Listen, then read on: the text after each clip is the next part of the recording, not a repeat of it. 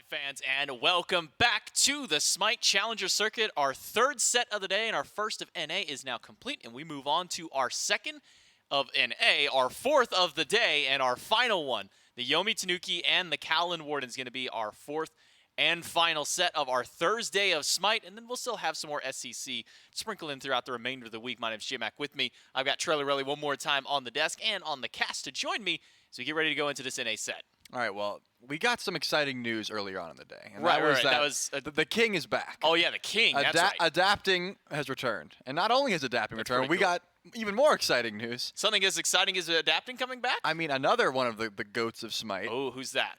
Baskin's back. Oh, is he with the boys, though? Baskin is going to be subbing in for Gino on the Warden, so we'll be playing support. We've seen Baskin play a ton of roles in his time in the Smite Pro League, and now we're going to see him in support. That's exciting news. We got adapting and Baskin back in the same day. I'll take that. That's a pretty good day of Smite, if I do say so for myself. As we jump into our fourth set, Kaolin Wardens, Yomi, Tanuki will be the one that we have now. Shabalba Storm and the Weavers did just finish up theirs. There's a 2-0 to the Storm. And then tomorrow, first set of the day, 11 a.m. on our lovely Friday of Smite, with the Eldritch Hounds and the Athenian Sages. The Hounds, the only team to remain undefeated so far in the North American scene. Same thing with Hex Mambo over in EU, are the only ones that still hold that undefeated moniker. We'll see if those two teams can maintain that as we go into the final days of play tomorrow and then Saturday for those teams respectively. Looking at both of these teams, though, Kaolin Wardens and Yomi Tanuki, both currently sitting at 1-1. So, again, similar to, or at least the last set, we'll have a team that's able to finish out that 2-1, but one team that'll drop to 1-2. Yeah, you'd much rather be, have double your wins than losses than I'd rather have more than just double. I mean, yeah, but in this point, you're both 1-1, so someone's going negative and someone's going to have that double win-loss. But both of these teams are going to be interesting. I'm excited to see how the addition of Baskin in the support role will change this team dynamic. Yeah, that's over for the Kaolin Wardens. For the Yomi Tanuki, a lot of their players are going to be still remaining through. Which, if you've been trying to keep track of the Yomi Tanukis for the whole phase one and then into phase two, might have been difficult with the number of subs and additions that have gone through this team. Snatty, Sada Dragon, Neu, Hurrywind, and Hydrogen make up this roster. And we do have another pregame interview. We had a couple of them earlier. We got another one now for the Yomi Tanuki standing by. Hey, it's me, basically, interviewer extraordinaire, SCC correspondent, the weatherman of the SCC. People are saying, I'm reading it on Twitter, like I'm looking at the tweets right now. It's going crazy. Anyway, I'm here, pregame interview with Sada Dragon, jungler for the Yomi Tanuki. You've heard him before, but Sada Dragon, how you doing today? Doing pretty well, not too shabby. How about you, Billy? Not too shabby. I'm doing all right myself. I'm glad to be doing these interviews today, but you have a very important match, I would say, coming out today against the Kaolin Wardens. Some real hitters in the SCC. They made it to the last Masters event with you. Fortunately, you guys never did get to face off, I think. I don't know. I'm a little silly. But regardless, this is a matchup you've had before, but you guys are looking a bit different. How are you feeling going into it? Feeling pretty good. From what I know, they're going to be playing with at least one sub for Meerkat for not Gino. And so, that's really going to be something that we're going to be looking to be taking advantage of. Got to take our opportunities when they come up. So, yeah, I'm excited for the matchup. Great to hear. And I know you guys have had some roster changes. We talked about it the last time we talked. But right now, you're rocking with the full roster. We never get to see it until now. What are you kind of excited to show off today? Yeah, honestly, I'm just excited to show off how well we work together as a team. I think that we're just one of those teams that we're always in the game, no matter if we're 5k down at 5 minutes or 20k ahead at 15 minutes. We're just always staying focused, keeping our eyes on the prize, which is killing that Titan. Yeah, and that is how you win the game. You reduce the Titan's HP to 0. Yeah. You win the game. It's pretty simple. Don't know if you guys knew that. Sada Dragon sharing some wisdom here today. And for my final question relating to the game, I do want some more Sada Dragon wisdom. Who kind of are you looking towards, at least in the SCC, to be kind of gearing out to be that MVP? Who do you think is looking to be the #1 player all-star, getting drafted to the SPL in the next split? Who is that guy? I mean, I think the easiest answer, right, is just Oath, right? He is an absolutely just standout player. I see him as a jungler. He's a great instinctual player. He has an understanding of the map that is very advanced. But I think, and I'll go a little more controversial here, is the player standing alongside him, which is Quig. I think Quig is just he's a little bit of a troll, but I think he is one of the smartest players that has ever touched the game, and I think he makes that team work in a way that few other supports could. Wow, some humbling wisdom here today from Saturday. I expected him to say himself. I'll be honest, guys. But my final question before you get into your game here, you have a new roster. We've been over this 30 times, but we haven't been over who wins in the 1v1 competitions. Who's the best player on the team right now? It's Hydrogen, and it's not close. Just make me try. He loses. He's lost the on her 1v1s a few times. He's very undefeated in the Uller 1v1s at the moment, though. Tripno did take one off of him actually, but besides that, yeah, it's Hydrogen clear. Snatty might have something to say about that though. Oh. Shout out to Tripno, shout out to Snatty, and shout out to Hydrogen, SCC. I don't know if you guys know this, before he made SCC, he was with me on the SOC. We kind of ran the whole thing. We got like 5th place, best player, and then I retired to work hi-rez to do this. You know, I would be the support for the Yomi Tanuki until Saturday Dragon kicks me. Anyway, that's been us. That's been me, basically. That's been Saturday Dragon. If you have anything to say, you got one last chance. Atlas. We love him. Love to see him, love to hear him. Anyway, that's been me. That's been Saturday Dragon. We are going back to the desk for this exciting game of Smite game. You know, Charlie, I will say, the one thing I do miss about, getting interviews with players at home, especially with the Pro League, was seeing all the animals more than anything else. Some wisdom coming out of Saturday Dragon, but I'm just going to be honest. I love seeing everybody's pets, the dogs, the cats of the league. If we can get an actual, full Smite Pet League roster out there, I think that'd be the most important thing. Yeah, I was sitting there, and I was literally just like, if he doesn't bring out the dog he did in the post-game interview, then I'm not a fan of Saturday Dragon anymore, but he whipped out Atlas. We got to see him. Very happy about that. And some, as Billy said, some humbling words there, at least shouting out. My mind does immediately go to Oath as well because he's just such a commanding jungler. But that whole roster looks good. But let's not talk about the Eldritch Hounds. They're playing tomorrow. Let's talk about the Wardens, who apparently Saturday Dragon thought they were facing Meerkat, so maybe that threw a wrench in their plans because Basket and Meerkat is good too, but this is Basket we're talking about. He's going to be the one subbing in there, so it's going to be an interesting matchup nonetheless. And I think I'm curious to see how having a different mind in that support role is going to influx how the Wardens want to play this match. Yeah, the full roster of the Wardens: Relentless, Sino, Moswell, Baskin, at least to our knowledge, and then Griff to round them out. Let's jump into the picks and bans for game number 1 between the Kaolin Wardens and the Yomi Tanuki to see how much of this kind of changes up compared to what we were seeing earlier on in EU. Heimdall was a ban that we saw out there, not something that we typically see in North America. As mentioned in the previous set with Dave and Myth, a lot of what the NASCC does typically tends to mirror that of what we see in the SPL. Gods like Yamoja, the Nemesis, Mercury, typically those ones are going to be taken away. And we'll at least see a little bit of that echoed in these first couple of bans with the Nemesis and the Kleena. Maybe a little bit less so, but specifically because it's against the Wardens, ESET will find a ban as well. Yeah, the Mercury and the Nemesis, those are just like traditional jungle bans. ESET, that's a Sino ban. You just don't want to deal with that, obviously. Sino playing ESET in the jungle, something that not everyone knows how to deal with. Given the fact that it is the Wardens, usually not banning those mages, right? Obviously, Moswell's a different style of play, a different style of mage picks that you're not banning out Pwash, you're not banning the Zeus, these like mages that you don't usually face anymore. You don't want to ban those because it's just, if you're getting run over by an Outwash or Zeus, you're probably positioning incorrectly. They have so much damage, but usually it's easy to sit on them, right? Hopefully it is. I mean, that's the thought process. That's why they're not getting banned, but Moswell always looks so good on them. Yeah, that's the problem with playing against a team like the Wardens. We talk about it when you get to some of the SPL teams like the Dragons, the Scarabs, is you don't know what those guys are going to play. You load into a match in every single game. You have no idea, like, is Pagon going to play Susano mid? Is he going to play Gilgamesh mid? Is he going to play a normal mage over anything else, or a traditional hunter kind of in the mid lane? You never know with players in teams like that, and so it makes it so difficult. For some of these picks and bans, it's similar to the Wardens. You ban what you know is like one of those, maybe not 100%ers, but like those 99% guaranteed winners for those players out there. So we do see Uller picked up by the Tanuki as he was left open, and then Erlong Shen for the Kaolin Wardens. And this might be one of the more traditional picks that we see come out of Sino. Yeah, we also got a lot of high praise towards Hydrogen on this Uller pick just in that pre-game interview, so we'll have to see if that does go into the duo lane.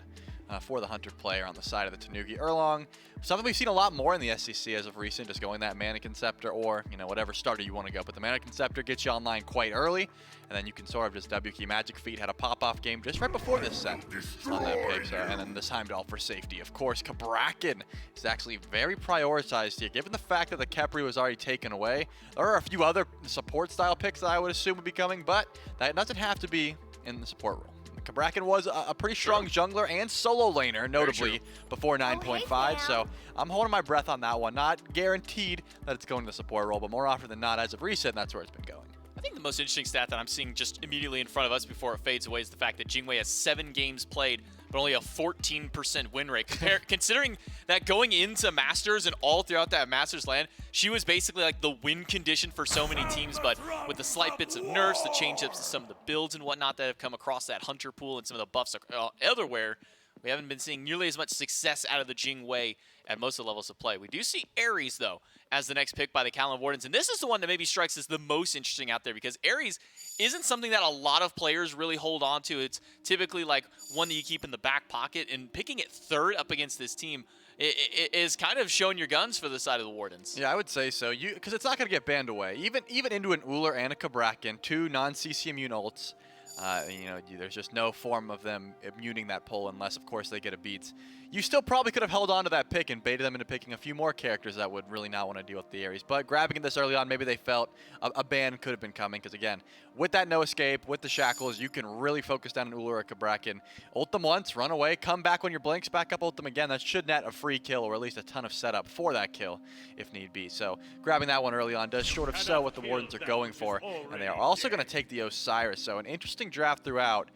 And given the picks thus far, probably Erlong in the jungle still. I've been always holding on to it because it's the Wardens. You never know exactly where these things are going until the full draft comes through. But everything that's been picking in a line thus far tells me the same, and they're holding on to Moswell's pick. Be sure to grab If some Meerkat was on the Wardens and subbing in, actually, and for some reason they threw him into mid, I could see an Erlong mid potentially because he did do it a long time ago back on the Armada days. Though very unlikely we'll see one because Meerkat's not in this one, it's going to be Basket instead. But Osiris, hi-rez, Erlong, and Heimdall for the first 4 of the Wardens, a rather bulky squad with some tanky players on that one. And then Baron and hi-rez for the Yomi Tanuki. So hi-rez over towards the solo lane, Baron in that support role, and then a Kabrakin jungle, most likely, at least from what I can gather, Troy. Yeah, no, you're not wrong. I was giving you the... There he is. Yeah, we knew the Outwash was coming. I'm not even going to touch on that. Oh, no, Outwash. Yeah, it's Moswell. So surprising. And they have a lot of healing, too. They picked a lot of healing given the fact that Outwash was still open, just in the Baron and the hi-rez. It's going to be an interesting one. Yeah, I think probably Uller in the mid. Yeah, I think you're right. Everything you said makes sense to me. It's just... They do have a bulky team, but they also have 2 mages that are going to be trying to be as tanky as possible. So if they're not able to get late game and they're not able to get those upgraded starters, I think it'll be hard for the Baron and the hi-rez to really make use of their CC. But from ahead, these gods can feel very impressive. Now, I actually pulled up the stat just so I could check in case the Outwash did get picked up by Moswell specifically. 24 games on this god in his career so far, 62.5 win %.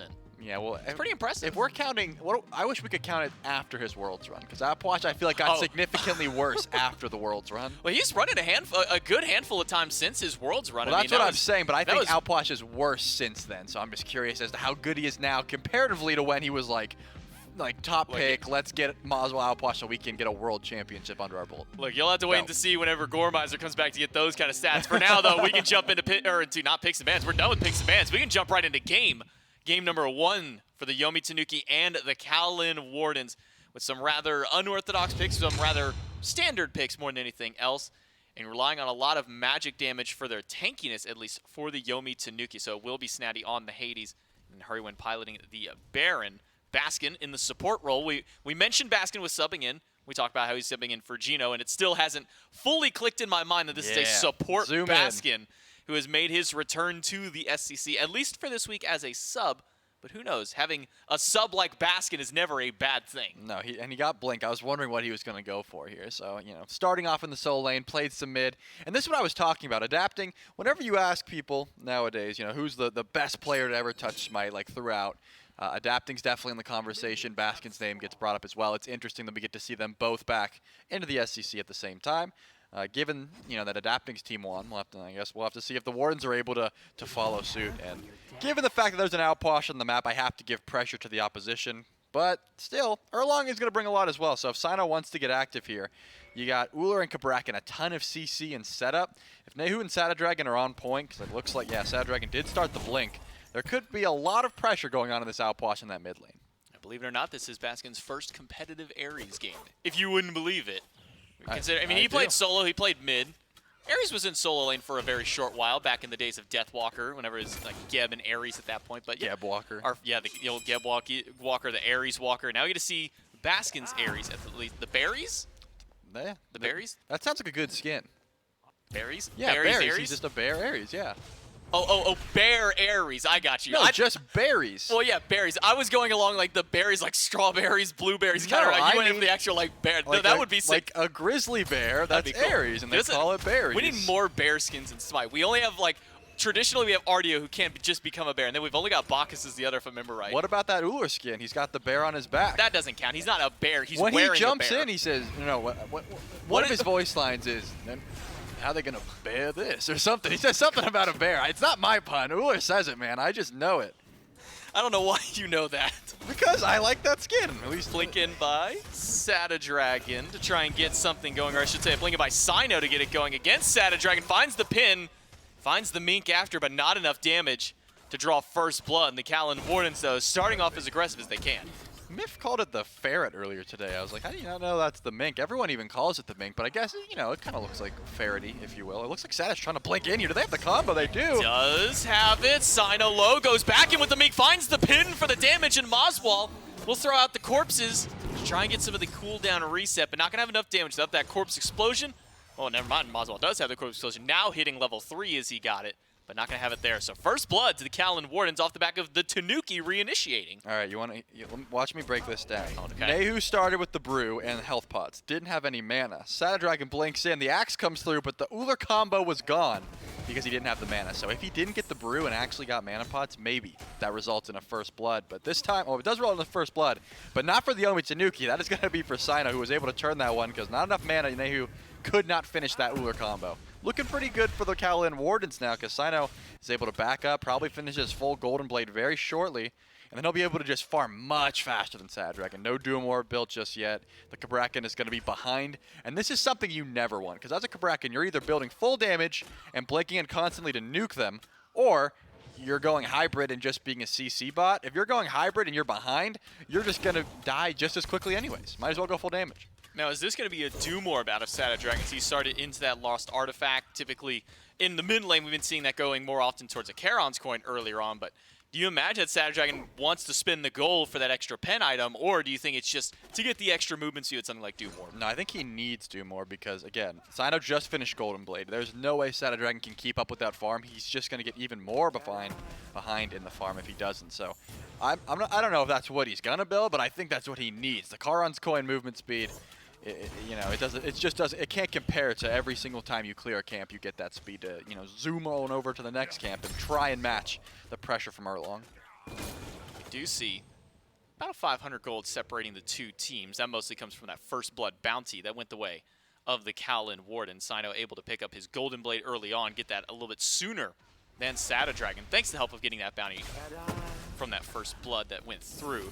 Moswall sticking with this Sands of Time after its recent change-ups helps him out a little bit as far as his jungle clear is concerned. And then starting in towards some penetration very early on. We haven't really seen the flat pen rush out of mages in quite some time, Charlie. Yeah, but if you get the Divine, and then you just have all of the built-in anti-heal from an Outwash, there's just no more you have to deal with. With the fact that there's a Baron and a Hades on the map, I don't think it's a terrible rush. Spear of Desto is also strong. Just all of the flat pen rushes are still strong, but you're right, it hasn't something. Hold that thought. Nehu's getting blinked on, and no one else is here. This is just Sino. And Nehu's got the leap. Sino doesn't have a leap. He'll have to walk around the wall, and he'll meet Nehu in the jungle. Sadadragon walking over as well. Moswall in tow, and has that ultimate ready to throw out if need be, but does not need to use it. Instead, just the damage from the 1-2 combo from Moswall will make sure to push Nehu and Sadadragon back. But Sino still continuing to play aggressive on this Erlong. Yeah, aggressive, but I guess he just wanted beads. But he did, you never have the damage to 1v1 the Uller in that spot. And obviously couldn't chase over the wall. So if Moswell was there, I think I would understand, but Moswell wasn't even close. So just a wasted blink goal in my mind, unless you were really just trying to bait out the beads. And Nehu, smart player, recognizes, wait, there's no damage coming from this Erlang. He's got Golden Blade, so I'm just going to eat that and continue farming.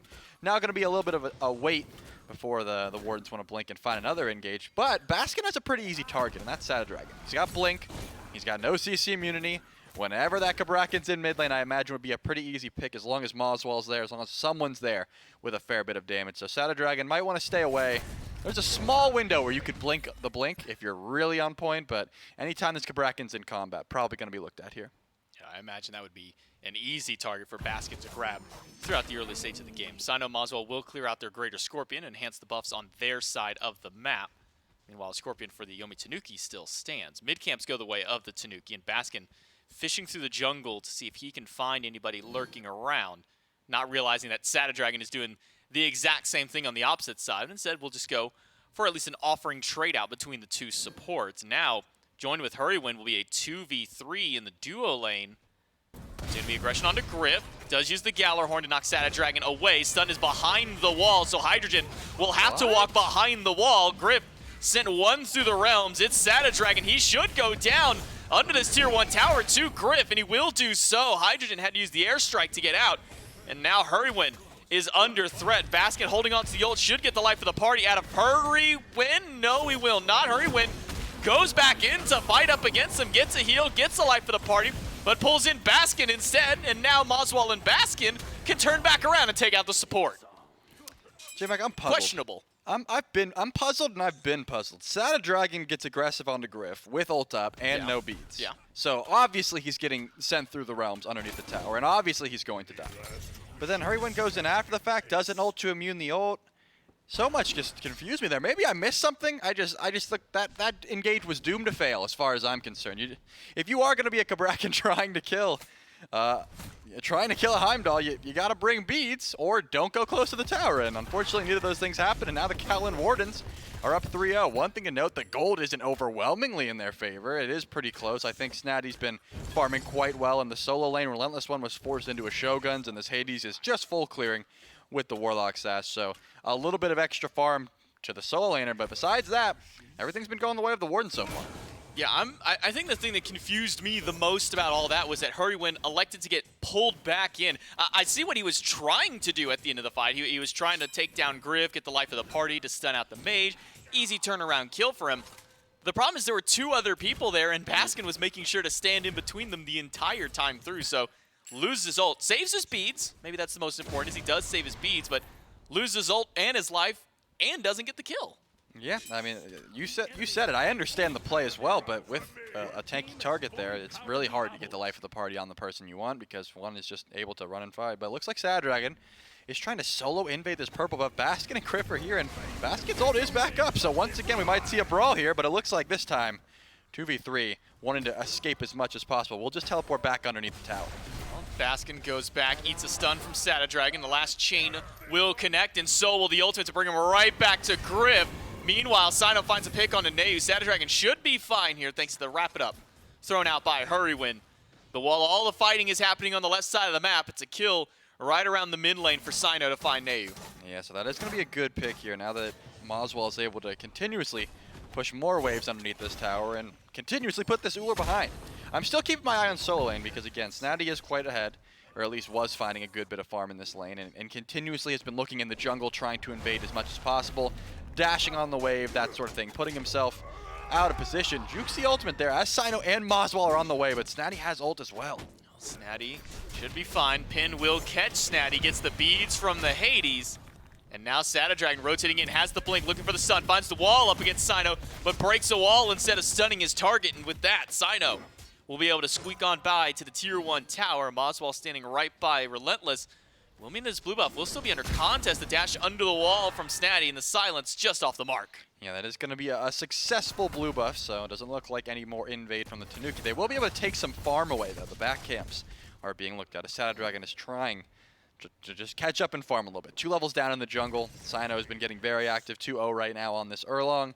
has level 10 as well. So you're a level 8 Kabrakan. You really are trying to match that pressure as much as you can, because again, the more you get behind, the harder it is to engage on this pick. So I do expect to see a little bit more of that aggression from Dragon, but you have to choose your targets wisely. We saw the purple buff invade. You had a 3-2 advantage. That was pretty decent. And then going all the way over to Solo to try and help out after it seemed like Snatty was going to be in some trouble. Yeah, but as we saw over by the purple buff, Griff not afraid to just throw out that ultimate when needed, did have that Bifrost standing by, and then Baskin also ready to just start those fights out, landed all the chains and then the ultimate afterwards. So aggression across the board, to say the very least, and when you kind of go with the build matchup between, it's already Golden Blade and Stone Cutting for the Erlong Shen, meanwhile only a Doom Orb and a Tier 1 book for the Kabrakan. So we're starting to see kind of that disparity happening in the jungle already, not just the level and a half lead for as far as XP is concerned, but also in the item deficit. Yeah, and you're just much slower as well, because the Doom Orb is helping, but Golden Blade, speed buff, as well as the Stone Cutting Sword, you can match a little bit. Nehu, however, is going down, but Baskin's getting pulled back in under the tower. Very tanky is Baskin, and won't care about that. It's 5-0 in the favor of the Wardens. Unfortunate for Nehu. This is what I was talking about. This Uller does not have beads up enough to match the no escape from Baskin, and it doesn't even look like it was used. So Ares ult is still available. You just have to be hitting those chains consistently, and since the blink is down, we know that Baskin blinked in, hit some chains, and dead Uller. You could probably find another opportunity. You still got 45 seconds before those beads are up. Nehu might have to sit under tower for that time. It might be a while before we see Nehu able to comfortably walk out of the tower, especially as you highlighted with Baskin's ultimate still available for this next potential bout. Moswell hitting level 11 on the Alpwash along with a few other members on the team. Beads are still up for Moswell, means he hasn't really been under a whole lot of threat in that mid lane. But it won't be Divine Ruin by Moswell, it'll just be that Spear of Desolation started up. So a little bit of extra CDR to his name, a lot of power to say the very least. With Sino walking through the mid lane, avoiding the snake, he should be fine to go back and farm up. Yeah, the duo lane is looking pretty, I was going to say barren, but then I realized Baron's on the map, and Well, Baron was part of the duo lane. yeah, it was looking, there was no one there was the point. It looks like Hydrogen has been spending a lot of time in just flying back to base, making sure to stay healthy. You're 0-0-0 as the Jingwei, so this is pretty much what you'd expect, right? Usually these hunters are left alone on an island over there, not to be invaded, but it looks like Snatty is going for the blue buff. Moswell's rotating over as well. Snatty has a massive heal, but he's going to try and escape because probably recognize there's more than one person at this blue buff, and despite the level lead, doesn't want to try and fight up against an Outwash. Yeah, probably gets the MIA call from mid, so with Moswell not in sight, could be dangerous for Snatty if he gets caught out by a stun from that fleeting breath off a missed heal. Blink in by Sino onto Hurrywin, gets the beads away from the Baron. Life of the party we used to immune the no escape this time around, but Dragon goes back in, finds the double stun onto Baskin. That will be about all that he finds, except, well, maybe some extra poke from Moswell. Yeah, you're able to go in. Dragon's smart to wait until that no escape goes down before going in, but that Gold Fairy will be looked at now, and unless, well, Nehu's still here. If they can't burn it quickly enough, Blue does have a decent bit of steal potential, but Moswell has so much burst as well. Gold Fury down to 25%. Hydrogen on the way. Dragon goes in. The Yomi Tanuki steal away the Gold Fury, and Nehu steals away Sino's life. Baskin with nowhere to go will be taken down by Hydrogen. The Tanuki on the board, but Moswell able to find one of his own. Griff in the 2v1 is losing out as Hurrywin deals a nice chunk of damage back. It's a 2-for-1 trade, but the Fury went to the Tanuki. Yeah, Hurrywin built full tank and was still able to steal that one away. I really thought Moswell would just had such easy confirm. He had like 3 corpses there. Spear of Deso and Warlock Stash, of course, only 5 stacks on it, but still, that's a fair bit of damage. And only about 150 or so was enough to steal that one away. So great play by Hurrywin. And then Dragon lost his life, but hit a very clutch wall, and the Tremors made sure that Baskin fell down as well. So good answer back by the Tanuki to actually put them, I don't know, not quite ahead. They're about even, give or take. That was a massive swing in favor of the Tanuki, but the gold lead itself is relatively even at this point because of that steal. So now you're sitting, you're not in a terrible spot anymore. You still have a big level disparity in the jungle, I believe, so you want to get those items online. Once you get that second relic, I think Kabrakan is much safer. You would love a Beats right now, Dragon. He could go in so much more freely and still doesn't quite have, I'm assuming, a Book of Thoth or Polynomicon more likely in that second item slot. There's a few different options, obviously. Soul Reaver, Book of the Dead. There's so many items you could get there, but to me, the most sense makes Poly or Book of the Dead, or Book of Thoth rather, if you just want so much damage on this Kabrakan. We'll see where Dragon goes with that second item. Hopefully should be able to pick it up very shortly. Even looking at the damage charts, Moswell has been very active on this Outwash. Nearly every team fight that we've seen break out for the Kaolin Wardens. Moswell has been there to some degree. Rotations to the left side, rotations over to the right to make sure that Relentless One is able to get some of that blue buff XP as he's been pushed out by Snatty for the majority of this early game. But as we start approaching the 14-15 minute mark, we're hitting, most players are hitting that level 12 point. You can see Baskin's got his, hasn't gone back to base to get his second relic yet, but a lot of options available to Baskin. Do you think he goes for something more personally defensive like a beads, or do you imagine that Baskin goes for something more team fight oriented? I'm thinking Phantom Shell could be a great option just because I think Baskin probably will be close to Moswell whenever the walls come through, but also if you wanted to sprint just to zoom out, there's a few different options, but I think Shell probably the safest bet just because this outwash could really get trapped underneath the walls and you don't want Moswell dying first in a fight ever. You really want as much damage as possible being cycled through, especially because of how much CDR it seems that Moswell's building. Has the Sands, has the Spear of Deathstone, and then I can only assume a Staff of Mirrodin. If we saw yeah, it's got to be the Staff of Mirrodin. So much CDR coming from this outwash. You want to make sure he's alive to get those rotations of abilities in a fight. And we have been seeing the Staff of Mirrodin start to make its way into some of these mid lane builds, and for a long time, especially after the rework of Mirrodin, we didn't see it pretty much at all. It was a very, very rare item to see, but now a lot more mid laners have started making their way towards this item, the extra CDR, the resets of your CDR that you get after popping that ultimate. And I guarantee you Moswell would love to throw as many corpses around as possible to use it for that explosion. Yeah, then when you eat the corpses, you also get more cooldown, so I'm kind of disgusted to see how much is going to come through. Hurrywin forced into the coffin very early on, and the beads forced very early on, but there's still one more CC ability, and it won't be enough. So looks like Moswell didn't get any sort of damage off, but forcing out the coffin, that was actually really good by Hurrywin because he was just zoning. Pyromancer gets burned down by his squad, and now the Tanuki are looking at a small gold lead in their favor.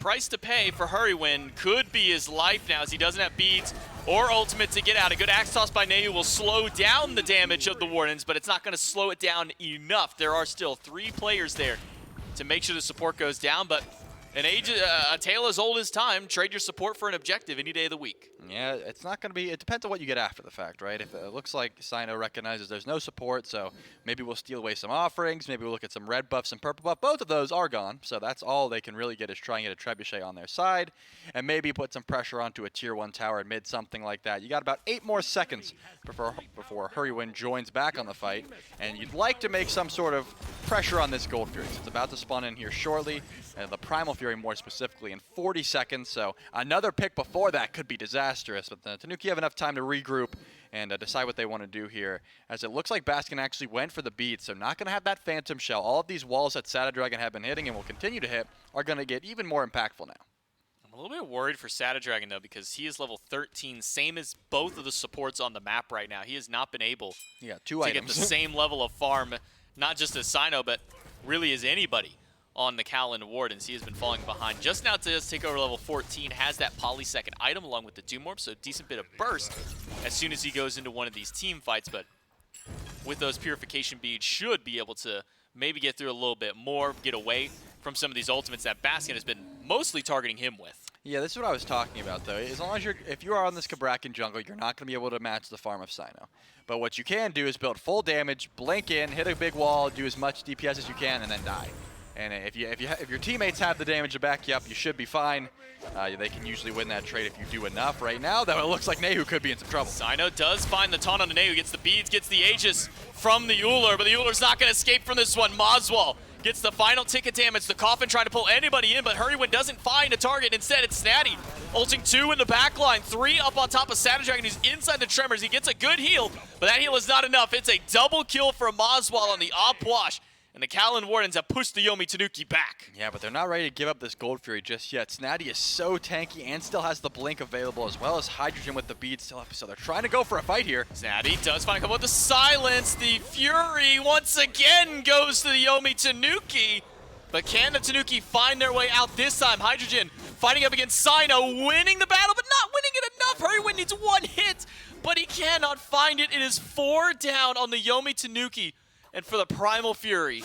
Yeah, 4 for the Fury, but still, Hurrywin steals it again. I mean, that's some clutch plays from the support player, the Tanuki. He does not have any power That's build. that's that mid-player mentality. He knows those damage numbers. He knows what it takes to That's steal. so true. Tyler Whitney has the damage numbers down to a T in his head. He's been running the numbers even when he's got Gauntlet Thieves, Wingblade, Sovereignty built. He knows how much to make sure to steal these objectives away. But again, the Kaolin Wardens just have a lot going for them right now. As you can see, they don't want that Primal Fear. They didn't care about it. They're on the Fire Giant, and unless it looks like Nehu does sniff this one out and shows up as quickly as possible. Look at all the corpses, though. Maswell has such confirm here. And an ultimate dropped as well. Dragon walks into the Fire Giant pit. The Kaolin Wardens get this objective, and they're able to grab Dragon. Nehu with no beads, no Aegis, and no way to get away from the batting of Relentless One. It's a second kill for the Kaolin Wardens, a Fire Giant on all 5, and complete momentum shift back for the Wardens. Yeah, and it looks like Hurwin's very far up here, trying to get those minions out so there's no pressure onto the tower, and I don't think they'll be able to chase down the Baron either because of the Wingblade being built. Griff will just teleport away from Snatty, so no real danger there. The Wardens have that Trebuchet pushing down left. They are able to regroup and figure out how much gold they want to try and grab with this Fire Giant, because it still is very early on. A 20-minute FG. Oh no. Hydrogen has to use the airstrike this time. His agility didn't get him far enough to get away from the tether. That'll be a red buff, not stolen by the Wardens, at least secured by Hydrogen, but with the Trebuchet pushing in left and 2 in the mid lane, that should be 2 tier 1 towers going to the Wardens. Yeah, they will have a lot of time to try and decide how they want to push, as I was saying, because you don't just want to go for a Phoenix right away. Usually you want to get a tower or 2, get a tier 2 tower, back up, get some itemization online. Because if you don't back and spend that gold, you're not really that much ahead. If those items aren't being bought, then you don't have any sort of advantage there. But Cyno is here, and he was trying to defend that Trebuchet. I was wondering if he was going to go in 1v2. Probably not the best option. Still a fair bit of damage coming out from Hydrogen on this Jingwei. Has the Silver Branch, has a fair bit of crit with Atalantas and the Wind Demon and just explosive bolts from Jingwei. So probably a smart option not to go for that 1v2. They will just go for a Pyromancer, and the Wardens have a little bit more time, about 2 minutes and 20 seconds to decide how many towers they want to go, and will they try and take the Phoenix down. It's at least 2 with those tier 1s taken earlier. Baskin does get the, at least Sada Dragon with that ultimate, but that's all he's going to grab is Sada, and then Sada's able to walk himself out. Not a whole lot of follow-up there, at least from Maswell, whether his abilities were on cooldown or not. The beads were away from Sada Dragon, so that would have been the perfect time to have found that pick. That would have been the perfect time. But Sada Dragon trying to do what you were calling earlier, you know, blink away from the blink. He just blinked a little bit too late. Now the Kaolin Wardens can set up around the left side tier 2 tower. I say that, and then everybody immediately fades away and goes into the jungle instead. Yeah, and it looks like Snatty will just walk away slowly as Cyno blinks into Sada Dragon here. They're just trying to go. They don't care about tier 2 tower. They want to fight. They're going to fight Sada Dragon. They're going to get the fight that they were waiting for. Ultimate by Relentless will hit 2. The Coffin not going to pull anybody in this time around. Hurrywin not able to grab a target. Snatty still in the middle of 5. Gets a good heal, but gets back over the wall right away. And speaking of a good heal, Hurrywin finds one for the rest of his team. But now that the Wardens are done fighting in the jungle, they can go ahead and fight away at the tier 2 tower. They'll take that one down and left and make the retreat.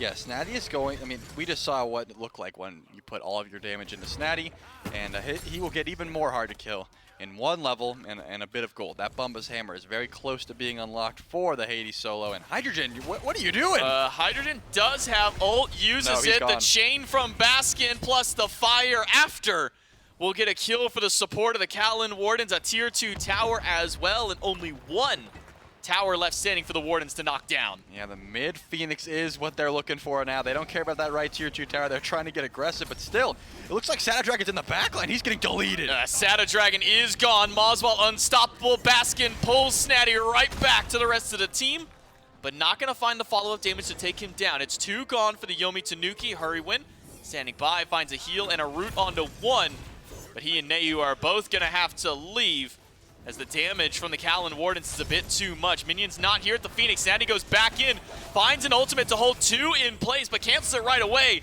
as the damage from the Kaolin Wardens is too much for him to stand under. Yeah, but they still don't have minions. This Phoenix is not going to go down easy, and there's a lot of low health bars, but Nehu's getting chunked by Maswell. Only Hurrywin can really try and defend, and I don't know if it's going to be enough, but look at those health bars! No, Nehu gets deleted by the corpse explosion out of Maswell. The Phoenix is taking a long time to go down, and finally will do so. Snatty at a quarter HP, not able to find a path in. Griff will use the Bifrost to get back to the mid lane instead of anywhere else, but he separated himself from the rest of the team. The Wardens grabbed 2 Phoenixes, and they could grab an Oni Fury as a consolation. I'm surprised that no one from the Tanuki is able to chase this down. Maybe trying to find Griff, but I think, yeah, he's still, and his ult actually isn't quite back off cooldown. I was going to say, if he has the ult, should be able to gap close pretty quickly and just run away. But look at the health bars They're of the so Tanuki. low. They're so low HP. They got 2 Phoenixes, which is massive for the first fire gen of the game, right? But I really figured the Tanuki would be able to chase down somehow, maybe with Hydrogen flying in, maybe with just any sort of chase down, but just played perfectly. The Wardens didn't want to drop anything more after that. They balanced the Phoenix aggro so well, and Fire Giant's already spawning back in, and the Tanuki don't have any sort of vision on it just yet. Hurrywin is trying to get down some wards as quickly as possible and maybe get out, but just going to watch the Fire Giant for a bit and try to see what the Wardens want to do. You know what I just realized? Lay it on me.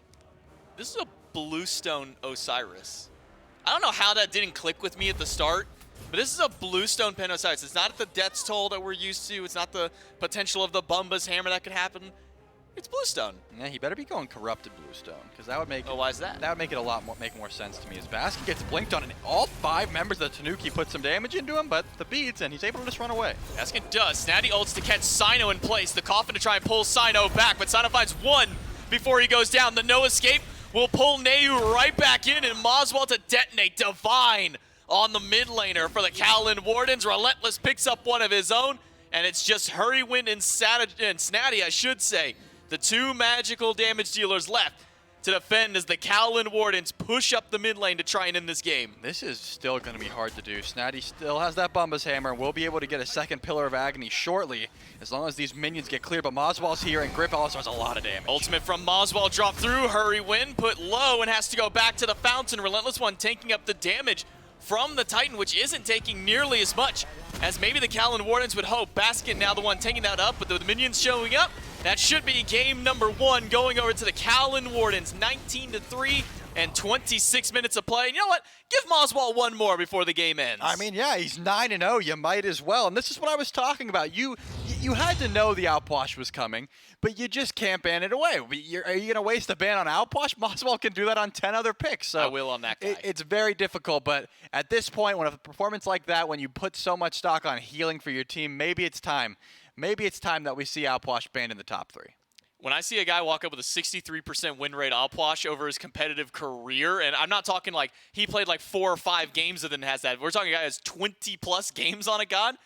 If you're planning on going those final 2 picks of the Tanuki, maybe you do just ban it, because they just played right into Moswell's hand. Yeah, I mean, that's what I'm talking about, though. Moswell always saves his pick for, like, number 10 in the draft, number 9 in the draft. So even if you are going to ban that Outwash away, I don't think he cares. I really don't think he does. He's got so many other gods that he looks that good on. Just great play by the Wardens there to make sure to capitalize on. I think a poor draft by the Tanuki once you realize how the Wardens were able to counter it. Kaolin Wardens find game number 1. Can they close it out in 2? We'll have to find out right after this break.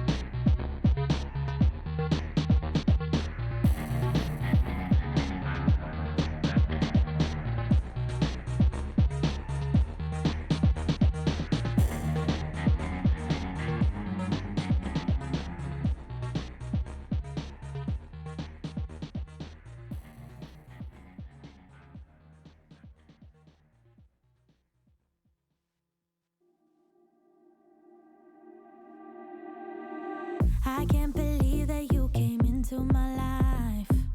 You made me feel again. Now it's my turn. You say you've always been a little bit shy, but I can put an end to your fears. Let me show you a place where you gon' wanna move your feet until they start to bleed. DJ, take it away. Tonight is all for you and me. So baby, spin and let the music begin. I know you feel it within. So go ahead and just spin. Just spin for me. Won't you spin? Don't let the doubt in you win. I know you feel it within. So go ahead and just spin. Just spin for me. Won't you? I know it's hard for you to give it a try, but you are not alone. I'm here with you. I think you owe it to this beautiful night to lose all your control. Do it for you. Let me show you a place where you gon' wanna move your feet until they start to bleed. DJ, take it away. Tonight is all for you and me. So baby, spin and let the music.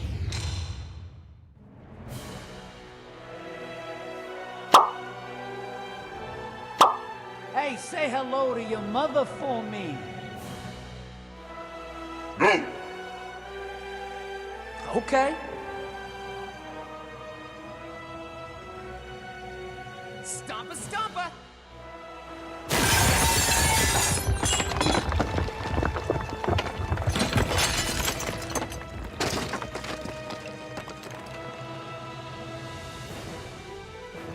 Sure they got school.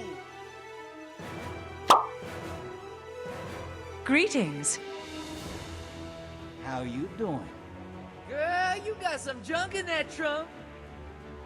Ooh, hot stuff. Later. Farewell.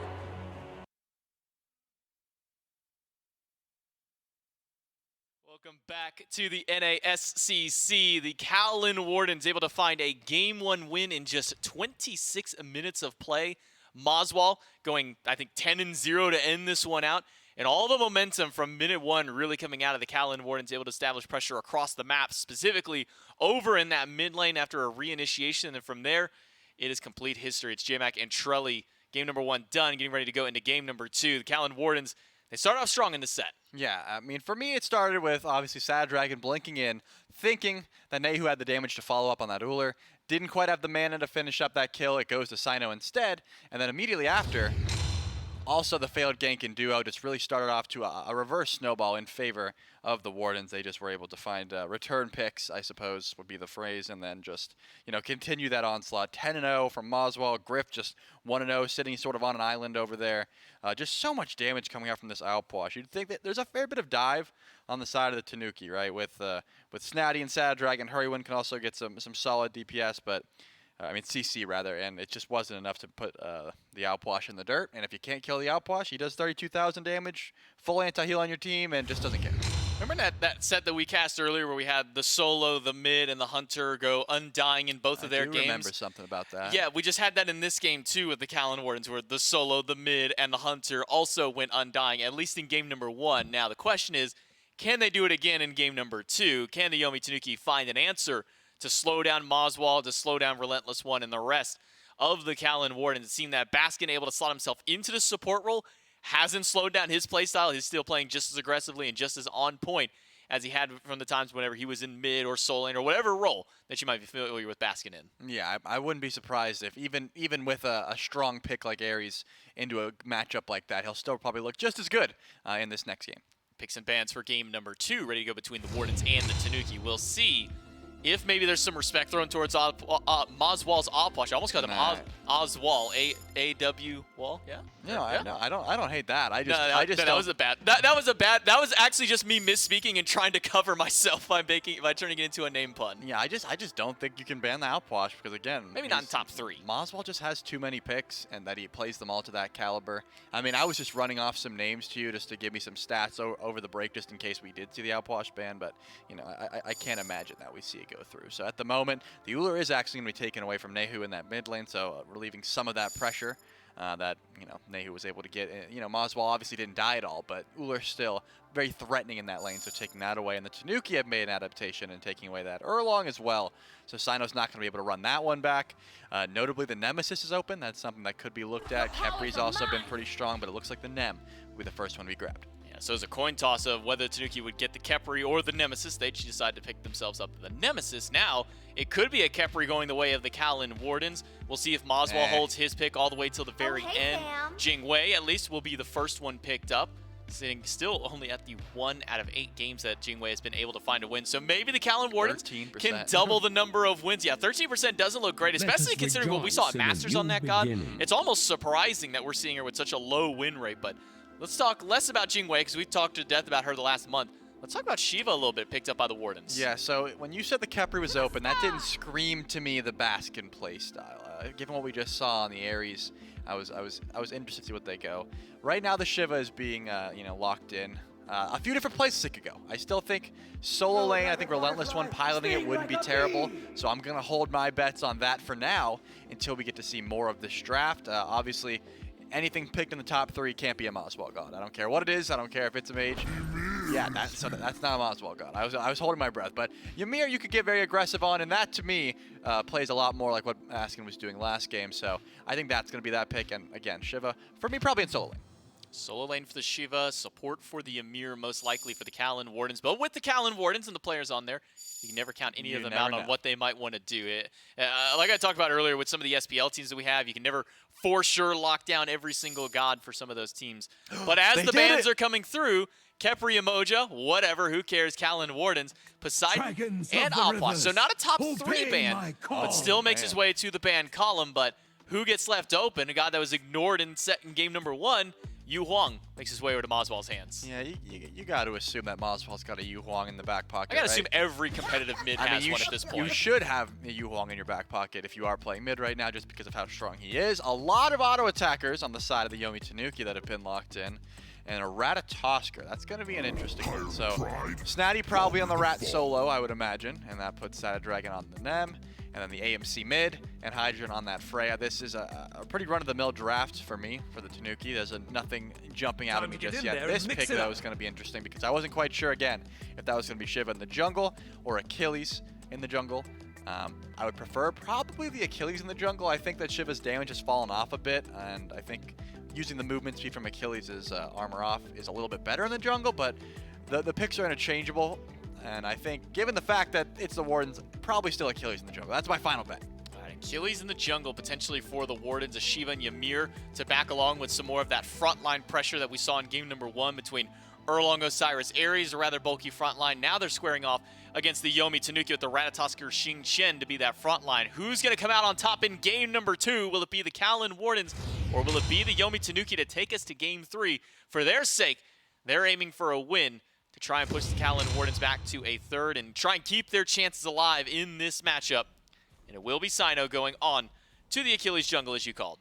I'm glad. Everything's shaping out the way I thought. Yeah, I looked left and right, and as far as I know, everything I called was correct. So I'm insane. But also, it was kind of You're kind of crazy at your job. Yeah, I'm so nuts. But you know, given the fact that most of these picks go where you'd expect them to go, I'm not patting my back too hard. I'm interested to see the solo matchup works, though, because Snatty usually gets pressure. In like literally every single match the Tanuki are up against, I look to that solo lane and I see Snatty ahead, no matter who it's up against, really. And you're up against a Shiva who doesn't really care about early damage, and Rat doesn't have the best clear and has the beads, so could definitely get bullied in this lane early on. I also expect to see some jungle presence in this lane because I think both of these solo laners are pretty gankable. Rat, when there's no ult up, is definitely going to be interesting as well. Because as long as you body block that dash, usually not too much survivability there. Talking about some very early pressure in duo between the horrific emblem and the slow from the pulses out of this Freya. Beads have already been used by Grip. Level 2 for Relentless One in the solo lane does manage to put some pressure up against Snatty at the very least. But in your dual lane, having your Hunter without his beads within the first minute of play is definitely not going to be a fun look for the Kaolin Wardens. Yeah, I would say so. This start with the Freyas, with the Conduit Gem procs, has been really annoying to deal with for most of these Hunters because you can't match that amount of AoE clear if you're just a traditional Hunter with not that great of clear. Sada Dragon, though, taking a lot of damage. I was like, did he already dash? Didn't already dash, so a lot of damage, but not a kill unless Sino is able to find a rotation of abilities. Given the fact that the Tanuki aren't stepping away from tower, probably going to be pretty safe. Wanting to just invade those back camps or the mid camps is really the option right now for the Wardens. They want to try and take as much farm away as possible, and Moswall is level 3 already, so can provide a fair bit of poke there. Hydrogen in danger, slowed down, uses the beads. Baskin's got the freeze. Griff's got the autos. They need one more to get it, but it's not first blood in the dual lane. Instead, it's first blood in the solo lane. Relentless One finding a solo kill up against Snatty. Yeah, this is why I wanted to see Shiva in the solo. Just so much early damage. Rat cannot clear the wave right now, just not at all. If you are hitting Shiva in this lane, Rat is going to eat a fair amount of poke from just minions and bluestone damage, stuff like that. So I expect to see much more pressure put onto this solo lane, and it looks like Sano's here, ready to invade this blue buff and fight anyone that tries to stop him. Sino should be able to find the CC needed to guarantee that that blue goes the way of his team. It does so. Relentless One gets a successful invade. Snatty is back, has the stun, doesn't use it yet except against Sino while he pulled back in. Snatty, does he have the dash? Doesn't need it. Will manage to at least get his way back to the tier 1 tower, though. Yeah, Relentless One caught that dash, and I was like, do they have the DPS to try and go for it? They didn't, so they weren't able to chase that one down.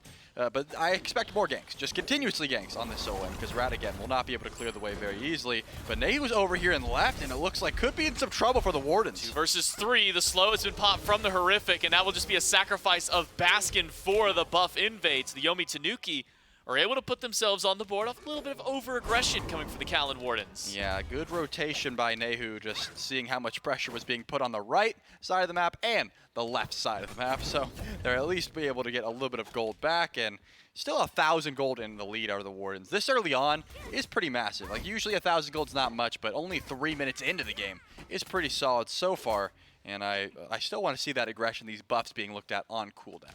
Yeah, we have seen, at least in the solo lane, some good action. Duo lane, a lot of fighting to be had. Just fighting across the board, which is something that we were a little absent of in maybe our first couple of sets of the day with the EU region playing a little bit more passively, getting towards those late games. But here in North America, these guys love to fight, and they love to fight as early as they can, which is why we were seeing 45-second beads being burned by the Kaolin Wardens Hunter as Hurrywin and Hydrogen able to put some pressure out there. Beads being burned in mid lane out of anybody who could potentially get stuck by Moswall on this Yu Huang, which we haven't seen too much of as of yet, but still at least able to put out some fair damage on this mage. Yeah, Moswell's got the dueling dragons now, so that's when we're really going to see some aggression from this Yu Huang. A nightmare matchup for Nem, I figured out, because I actually recently tried to jungle into a Yu Huang as a nemesis, and it was like every time you try to kill, he just goes up the sky, and then whenever you get back down, you just get pushed away. You want to try and kill these mid laners, but Yu Huang just so safe and so disruptive. It's a very difficult task. I expect Sad Dragon to look elsewhere for some aggression, as Snatty unfortunately watches his blue buff get stolen, and Relentless One is just gonna, I was gonna say dance away, but not using that ult, so actually won't be able to dance away just yet. I mean, has the opportunity to dance away, but doesn't want to waste just dancing for the heck of it. I don't know. I'd say you dance for the heck of it. Why not? Just go out there and dance, but doesn't like to use so. Instead, it'll be a Glad Shield first item from Relentless One, and we can see the pressure that he's able to put on with not just having a lead, but having that full item plus the natural tankier stats that do come from this warrior versus the assassin. Snatty hasn't even been able to finish up his acorn just yet. Hasn't gotten enough gold in pocket to do so. Should be getting fairly close to doing it. Just needs to stand under the tower in order to pick that one up once the wave is done. And we do see Snatty finally has enough on. It will be the thick bark acorn picked up for the rat. Wait, how did he buy that when he wasn't in base? Oh, well, you see, One of the cool things about Ratatosker is you can actually buy your Acorn out of base. He's the only god, aside from Chang'e, who can buy an item out of base. Wow, that's crazy. Cool. That was a joke. I've seen on No, I Twitter know. a large thread of I decided to people run. I decided to run with your joke. No, I'm happy you did, but this was more of a, on Twitter there was a large thread about people that didn't know that Rat can buy his Acorn out of base. So I hate looking in those threads, dude. They hurt my soul so much. yeah, so just letting you guys know, Snatty wasn't, just finding a secret shop. I think the underneath most the tree. egregious one I saw was somebody said they were a Diamond Ares 1500 worshippers and didn't know that you could fire 3 chains until just recent. Yeah, I've heard a few people say that. That so. one hurt my soul the most, I think, out of all of them. This one, all of that thread could just be summed up as just read the abilities. You can learn. You can learn a lot. You expect people to read, Trelly? All right. Well, You expect me to read half the time. you That's not know. happening. What do you mean? I know because I played the game for too long. Yeah, but you've read the abilities. Surely you know what they all do, or at least most of them. I skimmed them. All right. Well. I read the Spark notes on them. All right. Well, there's a reason that we know how the Shiva works, and that's because we taught everyone. Remember? We did do that. That was a while ago. Yeah, that but- was like right when he first got into competitive play, which now thinking about it, that was like 3 months ago, Trelly. Where is the time gone? Yeah, right here in the SCC as this blue buff may be taken away, but Sad Dragon actually confirms it, so Snatty gonna be pretty happy. But he's in the ult. In the ult, drops down, doesn't find anybody. The level 6 Ratatosker not having the funnest time in the solo lane, does just now tick over to level 7 with the help of that minion wave, but a very expensive ultimate for Snatty to use to try and get some pressure in the lane. And, well, he's trying to get pressure as much as he can, but a lot of that damage is being returned right back by Relentless One. The dance is available to heal himself up, and he might want to use it here. Does Relentless even have enough mana to try and get this? Is Snatty about to solo Relentless One after being down Oh my for goodness. so long? That was a level 6 rat that we were making fun of for having no items. And Relentless One, you made us, well, you didn't make us look bad. You yourself, Made yourself look yeah, bad. you yourself looked bad. We were just admiring your lead, and unfortunately it's going to be shrunk up all in an instant, and Snatty will hit level 8 there as Bastion wants to blink in, and a huge knockup and a wall. Hydrogen does have the ultimate available and will be able to zoom out. Bastion was looking for the ult too, was like, you know what, you're going to get close. I am able to close this gap. Sadric and Hurry Win Nehu, they're all on the way. 4 It's a Tanuki hunt. are here. It is a hunt for the Kaolin Wardens duo lane. Baskin may once again be the sacrificial lamb for their aggression. Does get some damage off with the ultimate, but ult out of Hurry Win will pick up Griff. But a wall from Baskin as everybody turned their sights to the Hunter. Savage Dragon should be able to close this one out. The slow from the slice and dice plus 1 more auto will confirm that and get the Yomi Tanuki the first kill lead in their game. Griff's still playing aggressive like he's got backup, but there's nobody else coming to help him. Dude, there's no justice that Baskin didn't live there. That was such a sick wall where it seemed like everyone was like, okay, Baskin's ulting, someone will kill him, and they all ran away. They're like, wait, someone's got to finish him, and then he just like snuck out the back with the wall. And unfortunately, he doesn't have enough movement speed built into the kit. Doesn't have any movement speed built bot either. So just going with the Gauntlet of Thieves, wasn't able to escape from that one. Sino was on the right side of the map stealing some farm away. That's a little bit of helpful. If anyone came over and helped out the Wardens in left lane, might have been looking a little bit better. But not going to be the case.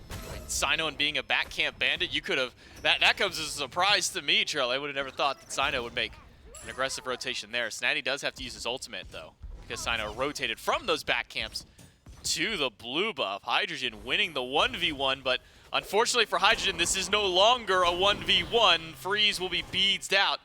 And that was the ultimate from earlier out of Baskin that got, or the wall that got Hydrogen's ultimate earlier, and now the Freeze gets the beads. And Mossball just like jumped over the slice and dice there. Just the instant running back down as quickly as possible to cancel it, get that movement speed if need be. Just get that ability off cooldown because you can just zoom on out of there. And Sino is still looking to get aggressive on the Snatty. He's got to hit the ult here. Needs the ultimate, but use it to get out of the tower Smart. instead. We'll give it over to his buddy Relentless One because, well, he's going to die if he stayed even 1 second longer under that tower. Can they It's gonna get be back close. to base is the question. Nehu has to find the honey or something to slow him down, but will not. Relentless and Sino get away with murder on the right side. I just want to say if it's me, I'm hitting that ult. I'm going for it. I'm killing myself in the process, but I'm making sure I get that kill because I am a selfish jungler and I'm also bad. So Sino, the smarter play. Ults out, makes sure to live, and just gives the kill over to Relentless One. Definitely the better play, but still. I'm probably dropping the kill as a whole if I'm jungling, let's be honest. You're going for the ult, missing, dying anyways. Nehu gets a free double kill, and then the Tanuki are in the head. All right. Somehow I whip a 180 in the middle of all we're trying to do. I try and pull a 360 fancy shot to style, and I end up just missing entirely. Then my solo laner's looking at me like, bro, what are you doing over here? Regardless, kill does go the way of the Kaolin Wardens. Pressure on the tier 1 tower thanks to the help of the Trebuchet. It won't get too much damage. The damage out of Nehu and Hurrywin enough to slow it down. One final ball thrown out there Nehu got before hit the by that. trebuchet lives out. Nehu getting clipped by it is never a fun time either. Yeah, if Nehu dies to the what happens if we've never seen a trebuchet kill yet, but when it does we happen, haven't. That's gonna be wild. I'm so hyped for when someone dies to the trebuchet because we've seen, I hope it's us who gets to witness that. Yeah, we've seen the Fury. Sadadragon getting knocked up, and he's gonna have to eat the shards of ice. Not too much chase down unless Moswell wants to go deep for that kill and will not. So we'll just take the red buff. Baskin gets to wear that one. And it looks like the members of the Wardens will be able to back up. 2K gold, 2,500 in favor for the Wardens despite the kills being even. Snatty finds an ult on a Moswell, uses the beads, but Moswell's got some backup. Is it enough? No, it's not. Stinger from Nehu will clip right through. Sino should go down as well. Has the ultimate to at least get some distance, but Hurrywin's got some gap close of his own with the double leap now. Griffin Baskin have shown up. Sino will dash behind Snatty, finds the stun. Snatty gets frozen out and will go down. Griff credited to the kill. Sino needs just a little bit more distance to get out, but Sadadragon has slowed him down. A couple of autos will take down the jungler, and that's a 1-for-2 trade going in favor of the Yomi Tanuki. Well, it looks like Nehu's in some trouble as well, as Relentless One made the rotation and will be able to dash over. And Griff's getting dove underneath the tier 2. Hurrywin doesn't have the damage to clean that one up, but Relentless One's here and has the dance available if he does want to try and chase it, as Baskin is dying in red buff. Baskin, no more mana, will be able to make it out. Sadadragon not willing to commit with Relentless One standing by. The level 11 Nemesis putting some threat on the board. But as far as the golden XP are concerned, the Kaolin Wardens in that 2-for-2 trade still come out even compared to where they were, 2,200 golden XP up. Yeah, it certainly could have been worse, right? It looked like at the start, losing Moswell, definitely not what you want. Not lucky, just got a good rotation over from Relentless One to make sure that it wasn't just an overwhelming wash in favor of the Tanuki. Because Snatty just makes it there so much faster using that ultimate, the global presence from Rat. This is really the benefit of Rat solo, right? You're not going to win lane so much. You can't bully out Shiva too often, as we did see one solo kill from both of them, obviously. But you can rotate the fights quicker, and barring the fact that this one didn't pick up teleport, Snatty should always be arriving first at these fights. Should be. Still a level down before he can get to his second relic. Hurrywin walks up to try and steal away the mid camps from Moswell and Baskin. Uses his leaps to get back to safety. The blue buff will go over to Snatty at the very least. Nearly every ultimate back online. Griff just waiting a few more seconds for his. And with Gold Fury up, could be the eye of interest for the Kaolin Wardens. Same with the Pyromancer still standing. 3 grouped up by the Kaolin Wardens on the left side of the map. Hydrogen might just lose out on one of his defenses, if not for that whoop there, that banish, making sure that he doesn't have to use his beads or his ultimate. Yeah, just the whoop. And that's all it really took there. A very telegraphed engage, as Hurrywin might be trying to chase someone down here. Given the fact that there's 4 Wardens, I would not be surprised if we're looking at a potential Gold Fury pull. But also not too much DPS online for Griff just yet, just the Dev Gauntlets and Wind Demon, so you're not shredding through this Gold Fury too quick just yet. And you don't have too much confirmed burst either with just the Yu Huang, as Sadadragon dashes around the wall there. I think that will spell the end of the aggression, as Relentless One and Snatty are sort of just chasing each other around as the proxy of the wave is going through. Sino eats a stinger, couple more autos from Nehu, not enough. The Bluestone and the Bees are also not quite enough. Sino makes it out. Moswell jumps over the slice and dice. And Baskin under the tier 1 tower will get back to safety. Somehow, Sino thanking his life, thanking the gods out there to make sure that he can find a path out. The wall from Baskin slows down the damage of the tier 1 tower, but not enough. The Yomi Tanuki should be able to drop that one and walk out. Yeah, the tier 1 tower going their way, and another fight after the fact possibly, as Moswell was forced to use the shell. That's the benefit of this stinger. You get it back very quickly as Griff flew in, but not too much chase down potential for the Wardens. Again, Pyromancer and Gold Fury are up, J-Mac, but really no attention put to either of these objectives just yet. Finally now, with Relentless One rotating over, it looks like a Gold Fury pull will be imminent here, and Sadadragon is wrapping around. Sadadragon and Hurry went to the top side of the fight. They run into Relentless One, and a blink by Sino to close out the distance on a Hurrywin. Ultimate will not pick anybody up. Hurrywin will go down. No ult necessary from Sino, but one from Relentless to get a little bit extra healing and damage. The wall from Baskin, not going to find anybody. Instead, the bait of the Gold Fury leads to a kill for the Wardens. Yeah, but Snatty's going up into the tree here, wanting to try and defend this tier 1 tower. Finds Griff, but Griff able to agility out. Hydrogen soaking up a lot of damage, gets up into the skies quickly enough so he doesn't go down to the damage out of Moswell. Tier 1 tower that was taken by the Tanuki moments ago has been traded out. for a tower for the Wardens. Yeah, we've seen a lot of aggression from the Tanuki, but still the gold lead is heavily in favor of the Wardens despite no real neutral objectives going down besides those towers that we saw for both of these teams going their way. So there's still a vast gold lead in favor of the Wardens. Not too insane. I guess I'm hyping it up a little bit. It's a lot of gold given the fact that there's no real objectives being looked at. And finally, the Tanuki are going to group up around this Pyromancer. Once it goes down, though, could be a go button for the Wardens. Given the fact that they're all in base right now, I don't think that gold Fury is going to be looked at for a little longer. No, especially with Hurrywin gatekeeping it on the left side of the map, making sure that Griff doesn't eye it up any further. So Pyromancer to the Tanuki will close up some of that gold disparity, 2,500 now only separating the two teams. 6-5 on the scoreboard as some players are able to make their way back to base and get some items online. We see Baskin's hit level 12, so it'll be a sprint and a blink out of Baskin.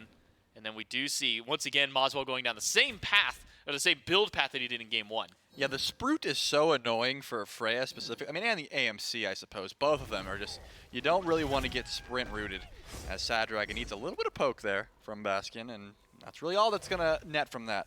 But using a relic or getting forced into your ult because of just the sprint route, that's got to hurt. So I think once that gets upgraded, if it does get upgraded into the route sprint, I should say, we saw it last game. So I'm expecting to see that as well. Baskin has just been on point with trying to find some aggression, trying to force some relics here, but also steps up very far. Does get hit by the ban as the dueling dragons will do some damage right back to Hydrogen. It's out Sata versus Griff, but the knockup from Griff is enough to make sure he is fine. Snatty up on the tree, lands on top of Relentless One, who's all by himself against 5. Will use the dance of that ultimate to get some extra healing for his team. What a big pock of that heal that will go their way. Relentless One nice and healthy after that ult. It is trading soul lane ultimates as it looks like Snatty could be in some trouble and will have to back up. Notably, the stinger from Nehu is still open, so one of these targets will get absolutely shredded, their physical prots. But it looks like Sino's just ulting in to start this fight. He does. He finds the stun after. Another wall from Baskin will lock Nehu down. Relentless One will deal the final blow. Sat in the background does find a kill to trade out 1-for-1. But can Santa Dragon make it out? The knockup is good from Relentless One. The ultimate from Baskin will slow down Santa Dragon and lock him down. And now with 2 frozen in the backline, it's a 4 versus 3 for the Kaolin Wardens. The Dragons come out once again by Moswell, but not going to find nearly as much this time around. Hydrogen up in the sky, doesn't find a whole lot, and another wall from Baskin to lock down the Freya. But is the Freya trapped with him, or are they trapped with the Freya? The damage from him and Hurrywin are good enough to hold out and make it a 2-for-3. Yeah, just Snatty and Hurrywin left alive, and the Rat will be able to waddle away, I suppose. It doesn't look like the Gold Fury is being looked at. Definitely a fight in favor for the Wardens, but still a great defense there, and so much DPS coming out from Hydrogen. It was a great call that it did look like for a second that maybe they were trapped with the Freya, but still without no ult or relics available. Not able to survive for too long with only 2 rings. If that third one was built, I think maybe he's able to turn that fight around. But still, great fight by the Wardens and just able to get one better in the trade. Still, just the gold lead's been so stagnant, J-Mac. Nothing really jumping out for either one of these teams. The kill counts keep climbing, but the gold just keeps staying in the same spot. Very in favor of the Wardens, but nothing outlandish where it's going to really just blow the fight wide open. You know, the only one thing I'm really disappointed of that Boots, maybe if we have a moment to talk about it, Sana should dash away. Ooh, Stinger missed by Neu. Yeah, the one thing I'm sad about with Boots being taken out of the game is that I can't call it the Brady build anymore for the Freya or for anybody who goes it. You go 4 rings, you had Boots, and you would get like a soul gem because it looked kind of like a football. So it's the Tom Brady build. But we don't have Boots anymore, so it doesn't work. Was that? Did people ever say that?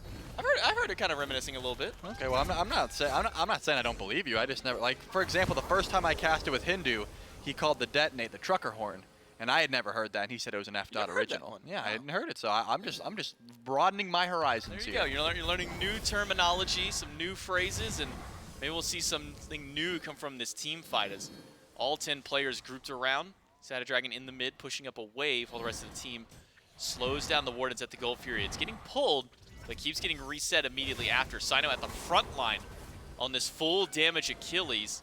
Relentless One even trying to find some poke with his Shiva, but not going to find anything just yet. Does get a pull on the Snatty, but not the ideal target. Sino again, blink ulted to the back to find Neu, but he's not going to find the damage that he wants. Relentless is going to try and clean this one up, and the Dragons from Moswell do some good damage. Snatty up to the sky, Neu goes down to the DPS out of Griff. Now Baskin in the back line is been left with Sino, who will go down to Snatty. Ultimate is good out of Hydrogen's and Grip, trying to fire some autos back. Good freeze out of Baskin, but the dual lane of the Kaolin Wardens have been left out in the backline. The wall will seal 2 of them away. Santa does find 1, but Moswall trades out for Hydrogen. Yeah, Moswall got the kill with the Celestial Flight as Snatty and Hurrywin are both dashing in here. Santa Dragon's still alive. There's so much DPS coming from the Tanuki. Baskin low, Relentless gone. Moswall now has to fight in this 2v3. He goes up with the Celestial Flight, crashes down with Snatty. The wall will only hold 1 person back. The root not good from Moswall. It's a double from Snatty. Yeah, this time around the Tanuki win the fight and still wanting to chase down Baskin. Will be able to blink that dash and live just a little bit longer. Still, the Gold Fury will not go down. Maybe you get the Constellation Pyromancer if Sad Dragon has enough HP, and doesn't look like, actually, Hurrywin can definitely tank it up. So the Pyromancer will go down in favor of the Tanuki. Finally, that gold lead is looking to be, I mean, all but gone. It looks like after this Pyromancer goes down, the Tanuki will actually climb ahead. So great team fight by them. It just seemed like diving a little bit too far. It started with Baskin and Griff in the backline. Sino has been leading off with these executes, not wanting to get crippled out by Nehu, so just leading with that CC immunity, trying to get a big hi-rez proc after the fact. Just hasn't been working out. I think saving that ult for the execute would probably net them better, but they don't have a great linear engage except for a blink freeze from Baskin. Yeah, we haven't seen as much value from that ultimate from the Achilles out of Sino. Starting the fights, as you say, but not closing anything out. The Tanuki come out on top with the battle around the Gold Fury, not just in the kills, but now at least tying back up the gold over anything else as we sit only 70 between the two. XP 2300 for the Yomi Tanuki now, and starting up the Gold Fury. Nobody on the Kaolin Wardens around to stop this one. A very late Gold Fury will net a lot of extra bonus gold to the Yomi Tanuki to try and open up that lead. Now 1,500 up for the Order side team. Yeah, and they got time to back up as well. Snatty did do a good job of just zoning with his face, saying, you really can't walk up and step to me right now. And not too many, no ultimates were actually used to confirm that one. So the Tanuki have everything they really want, besides some beads down from Sad Dragon for about 19 seconds, and also some beads from Nehu. Whereas the Relics on the opposite side of the map, the Wardens, aren't looking too great for a little bit longer. Blink in by Snatty and Hurrywin. A crash down from Moswall. The Dragons to push Snatty against the wall, but it's not going to put enough distance from Moswall and the rest of the team. He will go down first as Snatty finds the kill. Sad Dragon into the backline. Relentless One dancing with his ultimate. Has now left Baskin by himself. And a crash down from Snatty will not find anybody, but the Tanuki have already found their first pick. Yes, Sino wasn't able to really get involved in that fight. Did use the ultimate, so no fatal strike up. Baskin, Griff, Relentless One, and Sino are here. They don't want this Fire Giant to go down, but they also don't want to commit too far because Baskin, if he gets in, he's stuck. Well, Baskin does find a wall to close 3 people off. Hurrywin down to half HP, but he'll be able to waddle his way back with the rest of the team as everyone else is nearly full on the side of the Yomi Tanuki. The Wardens still grouping up at the top. Yeah, no Fire Giant bait just yet. Still just waiting to see if anyone's going to step up too far. Beautiful freeze there by Baskin, and should be able to wall off the DPS. It looks like just sprinting out. They don't want to fight this one anymore. They got the beads down from, they got both relics actually from Hydrogen. So a great freeze there from Baskin just to make sure there's an opportunity to get back involved in this fight if the Fire Giant was looked at. And the Tanuki, they don't want to look at it anymore. They're backing up. Don't let Baskin find the wall that he's looking for. The whoop from Hydrogen will slow down one, but a wall will manage to get the ult out of Hydrogen this time around. Baskin going to leave that wall to separate Hurrywin and Hydrogen from getting back in this fight. And now the Kaolin Wardens, who are down a player, have the aggressive position, but Sino gets blown up the instant he goes into the fight. Snatty should be able to find the cleanup kill. Baskin gets thrown under the tower as Snatty grabs Sino. And once again, it's a disadvantageous fight for the Kaolin Wardens that they're still taking. 4 versus 5. The Dragons go out, but do not find anybody on the tail end. The wall going to be crashed away from Baskin as he doesn't lock anybody out. So many low health bars here. Hurrywin has no mana either, but they still have to worry because Griff has a ton of crit. They still have to worry about a Fire Giant being pulled, so Sada Dragon is not allowed to back until he gets visual confirmation that that FG is not being pulled. And once that happens, we'll just go back to base as well.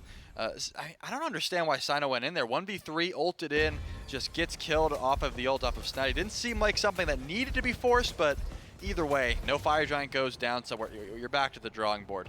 2-level lead in jungle, though. Sad Dragon has been very impactful on this Nemesis, where the Achilles, we just haven't seen as much value. Some assists to Sino's name, but no confirmed kills just yet.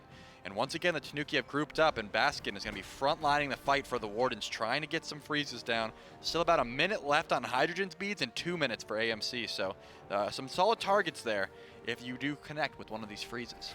All Sino needs, or all Baskin I should say, needs to do is find one good wall in order to really lock down a couple of these players. We've seen Hurrywin's been able to leap past them. Hydrogen's had to use his ult defensively more often than not to try and get himself past a couple of these walls.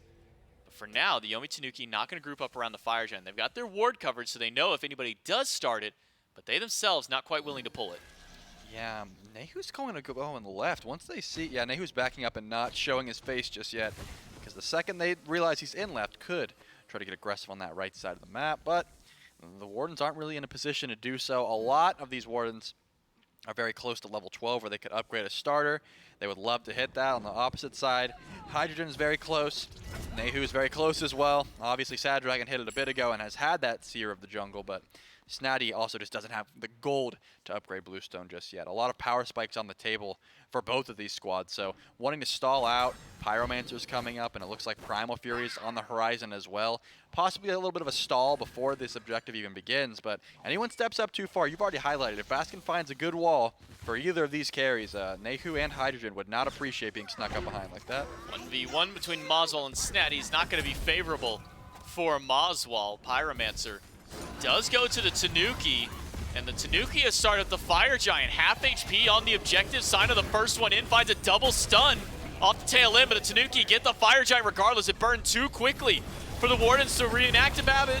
Sino does find the ultimate, this time defensively to get out. Triple freeze out of Baskin should buy enough time for most of the Wardens to get out an extra wall for good measure. But Baskin now caught between two, uses the Sprute to find a path out, but Sad Dragon in the backline finds the slow onto two and gets the flight out of Moswell. Everyone on the Wardens have tried everything they can to find a way out, and Baskin is doing everything he can to make sure they have that way out. Yeah, Hurrywin might get knocked down though. Doesn't have the jumps available just yet. Finally, we'll be able to go, but Sino's getting burned through and he's slowed by the Honey. Beautiful ult by Hydrogen to clean that one up. But Relentless and Moswell find two in the midst of the fight, and now it's 4 versus 3, but everybody on the Wardens are so low. Snatty goes in, gets walled off yet again by Baskin. Are they gonna find another pick off the tail end of this support CC? Not quite enough. Snatty able to dash back out, but still nearly full HP for Hydrogen. That's the one that the Wardens have to worry about. Yeah, and 2 picks for the Kaolin Wardens after the Fire Giant goes down. That's going to be massive for them. You don't want to siege.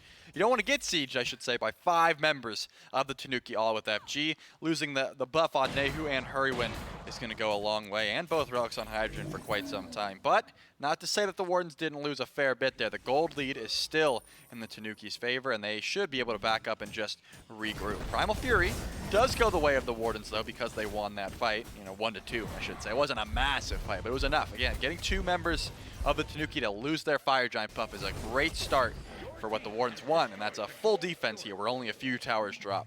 I don't think they're able to defend these tier 1s, but could form a solid defense at the tier 2s, as a lot of these power spikes I was talking about before that Fire Giant should be getting hit very shortly. We do have Hydrogen who at level 20 picks up the Gem of Fate to make sure that he has a little bit of extra damage in his pocket. Hurrywin picks up the Sentinel's Boon, and then the Eye of the Jungle leveled up there for Sada Dragon to get that Seer of the Jungle, so some extra attack speed and damage really across the board for the Yomi Tanuki as they hold on to a small lead, not a massive one, only about 4,000 gold up, which is very close at this stage of the game. XP meaning less and less as players have hit that level 20 point. It's only Sino and Baskin on their team that haven't hit that level 20 point. As I say that, before I can even finish the sentence, Sino does hit 20 on the wave, but the Tanuki still playing aggressively up on the left-hand side, stripping away the last of the tier 1 towers. Yeah, and I expect, what I did expect was a little bit of fight back here, but it looks like you're at the point in the game, you've already touched on it, the gold lead's not that massive. No real reason to overcommit and lose a fight over, but it looks like trying to find Snatty, but will only be able to force that ultimate there as Moswell has to go back. If he's able to stall these backs, that left side Phoenix could be in trouble. Well, at least leave the solo laners alone on this side of the map while the rest of the team groups up to the left, and there's that wall once again from Baskin. We saw it in our set earlier today, what a wall can do to delay some of these pushes. Now it's a 2v1 on the right-hand side. Relentless used the ultimate for the CC immunity, but doesn't get enough healing back while fighting under Sada Dragon. able to come over and pick up a kill. Yeah, the Phoenix in left was given up on, but the tier 2 in mid is not What good. a The case Sino's freeze. blinking in. Baskin finds 3 again with the freeze. Hurrywin tries to pick up 1, but only grabs Baskin with that ultimate, but he throws him right back to the rest of the team. Baskin zoning Hydrogen out of the fight, and it's a split battle around the mid tier 2. It looks like the chase will ensue, trying to catch some of the Tanuki. Taking a nap here. Snatty's wrapping around looking for Moswell. Dragon's going for a right side Phoenix. What is happening? Hurry. No, not hurry, I should say. Moswell, he has to use the shell to stay alive. Does not do so. Hurry finds the kill, and a wall will lock Hurrywin down, but not out. As Hurrywin's able to find a path off to the left side of the wall to go away. Snatty chasing out Sino in the Titan room, while the Phoenix still stands. Not for much longer, the Yomi Tanuki knock it down. Yeah, they lost the Fire Giant buff entirely, but are still getting aggressive and looking for this right side Phoenix. Hurrywind is so low, but able to frontline because Sino can't do anything, and he's going down. Sino gone, the mid and right Phoenix gone, but Hurrywin will be gone as well. The sacrifice for the rest of the team to find a path on out. 4 of the Tanuki stand strong. Baskin trying to close the gap, trying to find a wall. Maybe they can find Neu. There's so much movement speed for Baskin. He does find 1, but a big bandage locks down 2. Dragon in the back line. Relentless One dancing away because he's not going to get the damage or the healing needed to continue the push. Yeah, the Kaolin Wardens have to give up on this one. Your one shining ray of hope is that left side Phoenix didn't go down.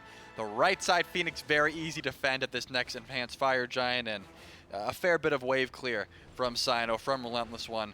You could easily send them to mid and then still defend this Fire Giant. But the Tanuki are playing so well. Hurrywind is just this unkillable menace right now. Obviously, he did end up dying there for his team, but still, the reason both those Phoenixes go down is because of how dynamic he has been on this Xing Chen, just setting up for his squad, being this frontliner that is so annoying to deal with. Also, Snatty just like soloing Moswell at the beginning of each fight, just going to the back line, just using the chain of Ratatosker abilities, and then also having so much dive as well as disengage with that ultimate. So the Tanuki have been playing this very well, and all they have to do is play around this enhanced Fire Giant, play around these fire minions, and they could take us to a game 3.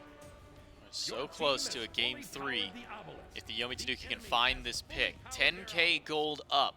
Still very relevant as only one player has been able to, I can't even say one player has gotten a full build because no upgraded starter from Sino or from Baskin just yet. So in goes Sino, gets some good damage onto Hydrogen, but eats a lot more in return. The wall will separate the fight, but Snatty does not care about a wall. He'll try and find the pick, not enough to get Sino. He'll squeak by with just 5% HP, but Moswell will not. Left to the wolves, and that wolf is Hydrogen, picking up another kill for the Tanuki. Yeah, Relentless One's in some trouble though. Snatty has to chase. Sino was able to lazy back there and gets out, but Snatty is not letting the members of the Tanuki, or the Wardens, get out rather. 3 versus 4. Neu finds 1. The 5th of the Tanuki shows up, and it's only Sino and Baskin left alive. Make that only Sino left alive. The 2 Phoenixes down. The Yomi Tanuki can march right into the Titan room and take game number 2 because Sino does not have the HP to stay alive for much longer. He'll be able to get into the fountain,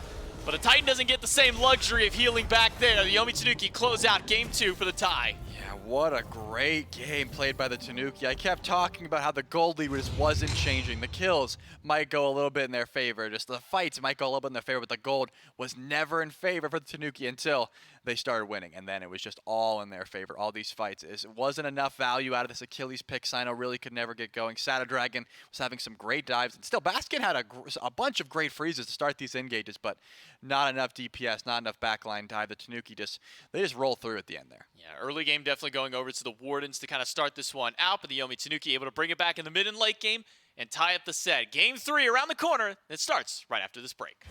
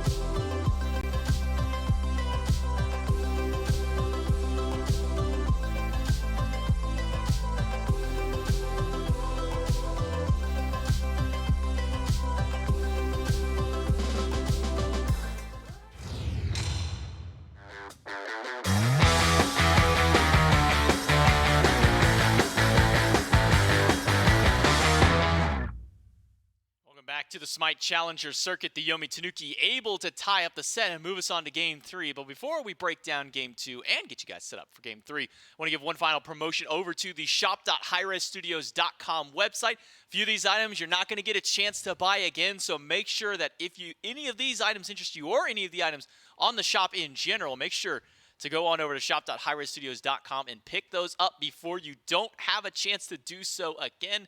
I'm not just saying last chance. It's literally on the promotional piece for you right there. So make sure that you go over to that website and pick up those before they are gone. Game number 2, the Yomi Tanuki kind of getting ran at the very start of the game, Trelly. You know, it wasn't an easy start for them, but once these fights started breaking out, these team fights around the objectives, whether it be the Gold Fury or the Fire Giant, the Yomi Tanuki are able to pull themselves together and find some big wins. Yeah, I think a much different performance out of Sadrag in this game than in Game 1. Obviously, Bracken really could never get rolling, wasn't able to find too much success on that pick, but the Nemesis made all the difference, and also Hurrywin was on point. I mean, Snatty was doing everything. Like, obviously, that's the Rattosker was diving the backline, did top damage in the game, that sort of thing, but I always highlight Snatty, but Hurrywin, the Baron, also wasn't able to get too much CC going on, was just dying very quickly because the team was behind. This time around on the Xing Chen was so disruptive as a frontliner, able to dive the backline with Snatty sometimes, but also just stand there at the front of the fight and eat some abilities as well as setting up for his team. It's exactly what you want your support to be doing. Yeah, Snatty was able to consistently find his way into the backline, really just bullying Moswall more than anybody else, but able to pick up a solo kill after the fact that he was down a level and a half up against Relentless One was really a good stride for him to start getting back into this game. Nayu able to put out a lot of damage on this AMC as some of that backline consistent poke over everything else. And despite the best efforts of Baskin with the multiple multi-man freezes and walls he was able to find, it's just not enough to hold back the onslaught of DPS that was coming out of the Yomi Tanuki. Yeah, in a situation like that, you know, with your Ymir, you're either in or you're out, and at that point he was in. So it's like, even if you hit a massive freeze when the rest of your team dies and can't follow up with it, you're always going to be picked in. You know, banning away the Outwash definitely worked out this time around. Moswell didn't have as much success on the Yu Huang. Sino on the Achilles, again, was never really finding that much connections for me. Leading the fights with the Fatal Strike just didn't seem to work out at the very bottom of the damage charts there with Baskin. So just a vastly different game for him as well. Now it's the fact that it's Game 3. You know, we talked a lot about how we didn't want Moswell back on the Pwatch. I don't think I want Snatty back on the Rat either. Yeah, Snatty really playing a lights-out performance in game number 2. Not just top of the damage charts, but also with, I think, a 64,000 damage mitigate on this Ratatosker. So able to put in some good work for damage and also being able to be that frontliner for his team. So as we look into game number 3, the Opwash, not something that the Wardens probably want to have to be forced to go back to. Probably something the Yomi Tanuki don't want to deal with either. As you say, the Ratatosker, the Nemesis being left open for Sada Dragon, probably also not the best call. Yeah, the picks and bans for this one are going to be interesting. So a lot of the things we saw taken away in the second and third wave might be need to be more prioritized or vice versa. You don't want to give them anything for game 3. Maybe even some of those gods that made it to that first pick can make its way over to maybe a first ban at the very least between these two teams. The Nemesis made its way through. The Khepri also managed to slip by, but made it all the way to the second wave of bans before we saw anything there. So maybe Baskin going for these very aggressive style picks might be something that he might need to change up for game number 3, because if Yamoja and if a Khepri are left open, I'm more than I am more than capable of thinking that Baskin is capable of pilot. I was trying to think of where I wanted to go with that. knew where you I wanted. have to imagine that Baskin has to have those gods in his back pocket. It's not about the finish line. It's about the journey. Or it's not about the journey, about the you get It's it. not about the destination, and it's about the journey. What he said. So that makes sense to me. We're both losing it. Picks I'm and putting a bans. stamp on it. Game number 3 between the Wardens and the Tanuki. Let's see what changes do end up getting made between these two teams. The Wardens will elect for the first pick, so a lot of options available to these guys. The E-set has been a constant ban up against Sino to make sure that he hasn't been able to pick that one up. Do you imagine the Tanuki maybe hold on to that similar train and not let him to have that god? I mean, they won last round. Last game. So I don't think they're going to change too much there. The Erlong still being banned away. They still, I don't think they're going to change up their strategy. I think the Tanuki are feeling pretty good about that one. So it looks like they are going to take away the Nemesis though, because they're not able to first pick that. So that is something they have to change up in their strategy. I still think E-set is going to be the ban here for the Tanuki. They've shown since game number 1 they don't want to deal with that, and I can't imagine anything's changed. AMC does get banned, so Mercury still available? Not No. anymore. It will be banned away. So more scared of what Sino can do on a Mercury than what he can do with the E-set. But it won't even be an E-set first pick. It's actually going to be Chernobog, who's been banned away more than once in these last couple of games, will now make his way to the forefront. Now the question is, are the Tanuki going to grab the E-set or just learn to live with it? Something they will grab, and I think they should have grabbed, is that Ratatosker getting Snatty on this global presence. Just so much lane pressure, even as you highlighted, falling down 2 levels and still being able to find that solo kill, just going absolutely massive for the Tanuki. So I think that's going to be a strong grab here. The question is, are they gonna put their own priority on this E-set? Doesn't look like it. They'll just grab that Jingwei, and I'd be shocked if the Wardens didn't pick it up here. And their spots. Keeps losing. Jingwei just keeps losing. Oh, That's, yeah. that's another game that Jingwei has lost. It's now 1 for 9. Griff was like 6-1 though, so it's not like it was the Jingwei's fault Sure. specifically. It was just it's always the answer back to Chernobog. So Is Jingwei going to become the Phase 3 Ho Yi of last season, where Ho Yi was picked up time and time and time again, but just kept losing over everything else? I mean, is that a Ho Yi Osiris was, jungle? Ho Yi, Okay. Ho Yi was like 1 in 22 last season. Well, I was more puzzled about the double warriors that got locked in, but it's the Osiris jungle, so I don't know why I was puzzled. It was just my brain. Is I mean, it? It could be the Wukong jungle. This is Sino. Well, that's where my brain went first. Was okay, he's going Wukong jungle, and then I was like, maybe it's the Osiris jungle. I'm not holding on to either of those as far as I'm concerned. You're right, it's Sino. As far as I'm concerned, that could be Moswall, and he's just still holding on to his E-set be pick. So interesting. I'm not putting anything off the table just yet. The Ymir is going to be taken away. Notably, the Ares is still available that Baskin played early on in this set, but not too much picks that are screaming to me that Ares would be solid here. Yamoja, you don't really like that because you're just going to get walled every time you try to go for an ult, and CC Immunity and Jingwei and Ratatosker's kit. So looks like we should be getting a different look out of Baskin as well this game. And it is going to be the Merlin taken away. This is something that Moswall likes a lot, so taking that away, getting that for the Tanuki is going to be a pseudo ban as well, going towards the Wardens. And it actually is going to be the Thought, so just a traditional long-range style artillery mage for Moswall in that mid lane. Yeah, Moswell really has liked to go to the Merlin as kind of a backup. It's something that he's played quite a few times, and Be even sure kind to of looking grab down the some line for brew. Thoth has played just as not the same number, but also up in those like mid upper 20s for the Opwash, the Merlin, and the Thoth. So definitely a god within Moswell's wheelhouse. Baron will be the final god locked in. Got to imagine support with the fact that Wukong and Osiris have already been drafted. And now a Raven gets picked up. And this brings the head scratcher to me naturally. Typically Raven in the jungle, but we've been seeing this kind of hybrid style of build. We saw the full mitigation out of SOT back against the Valkyries at the tail end of last week of this PL. Do you imagine this is going to be the Rat jungle, Or are you going to throw this one back over for Snatty once again? I think that given the fact that Snatty just pilots this rat so well, I think it's Dragon going on this Robin in the jungle. It's got a great matchup in a Thoth and Baron, so I think it's going to be a pretty solid bet for trying to gank those targets. We'll see where the Robin lands. We'll see where this Sun Wukong ends up for the Kaolin Wardens. Let's jump into game number 3 of our best of 3 set between the Kaolin Wardens and the Yomi Tanuki. Remember, both these teams coming into this match at 1-1. And it will be Relentless one on the Sun Wukong solo for the Kaolin Wardens. And we saw Sun Wukong kind of get banned away earlier on. This is the first time we're seeing him come back out, but Relentless one, no stranger to this god. Yeah, no doubt. Just the Bluestone Soul Eater style of build on the Wukong is going to be pretty solid up against the rat. The Shiva got some pressure, but I think anything that can stay safe against rat, you don't ever want to be giving Snatty a solo kill because we've seen how much he's able to do with just a little bit of presence in that lane. And I think going the Blink Wukong does bring a certain amount of just safety in that lane as well. So probably a strong bet here. You just want to get Griff online and then play for late game. So Relentless one can sit back and farm effectively or get very aggressive on this pick, whatever he decides to do.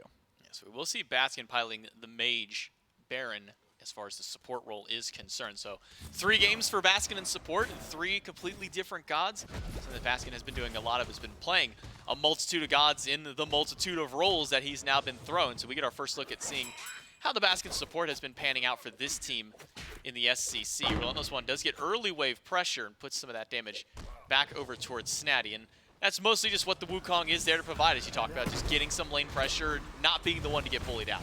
Yeah, that's the benefit of that pick. And obviously Dragon doing something interesting here, just invading the back camps because Sino was going for those oracles on the left. You got some time before those mids are open, so a little bit of jungle going the way of the Tanuki, just trying to steal that away as much as possible. What that does do is put some pressure on the Nehu, given the fact that you're up against a Thoth as well. Is going to put that Merlin pretty far behind in lane just and clear in general. Looks like Dragon could be in some trouble just trying to run away.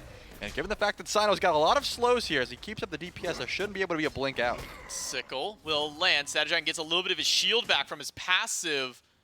Oswald doesn't really have the range as of yet to continue to chase, but Sino still has the damage. Another Sickle will be up shortly. Will find the slow. A couple more autos. Not enough. But the slow from Dragon's first ability will make sure he has enough distance to get out. Look at Relentless one was just watching that going down. Like, do you want me to go over there? He's Yeah, like, no, I got it. I've got Blink, man. I could help. Like, no, dude, I got it. And was not able to make it over. So Dragon does go back to base and isn't going to lose too much.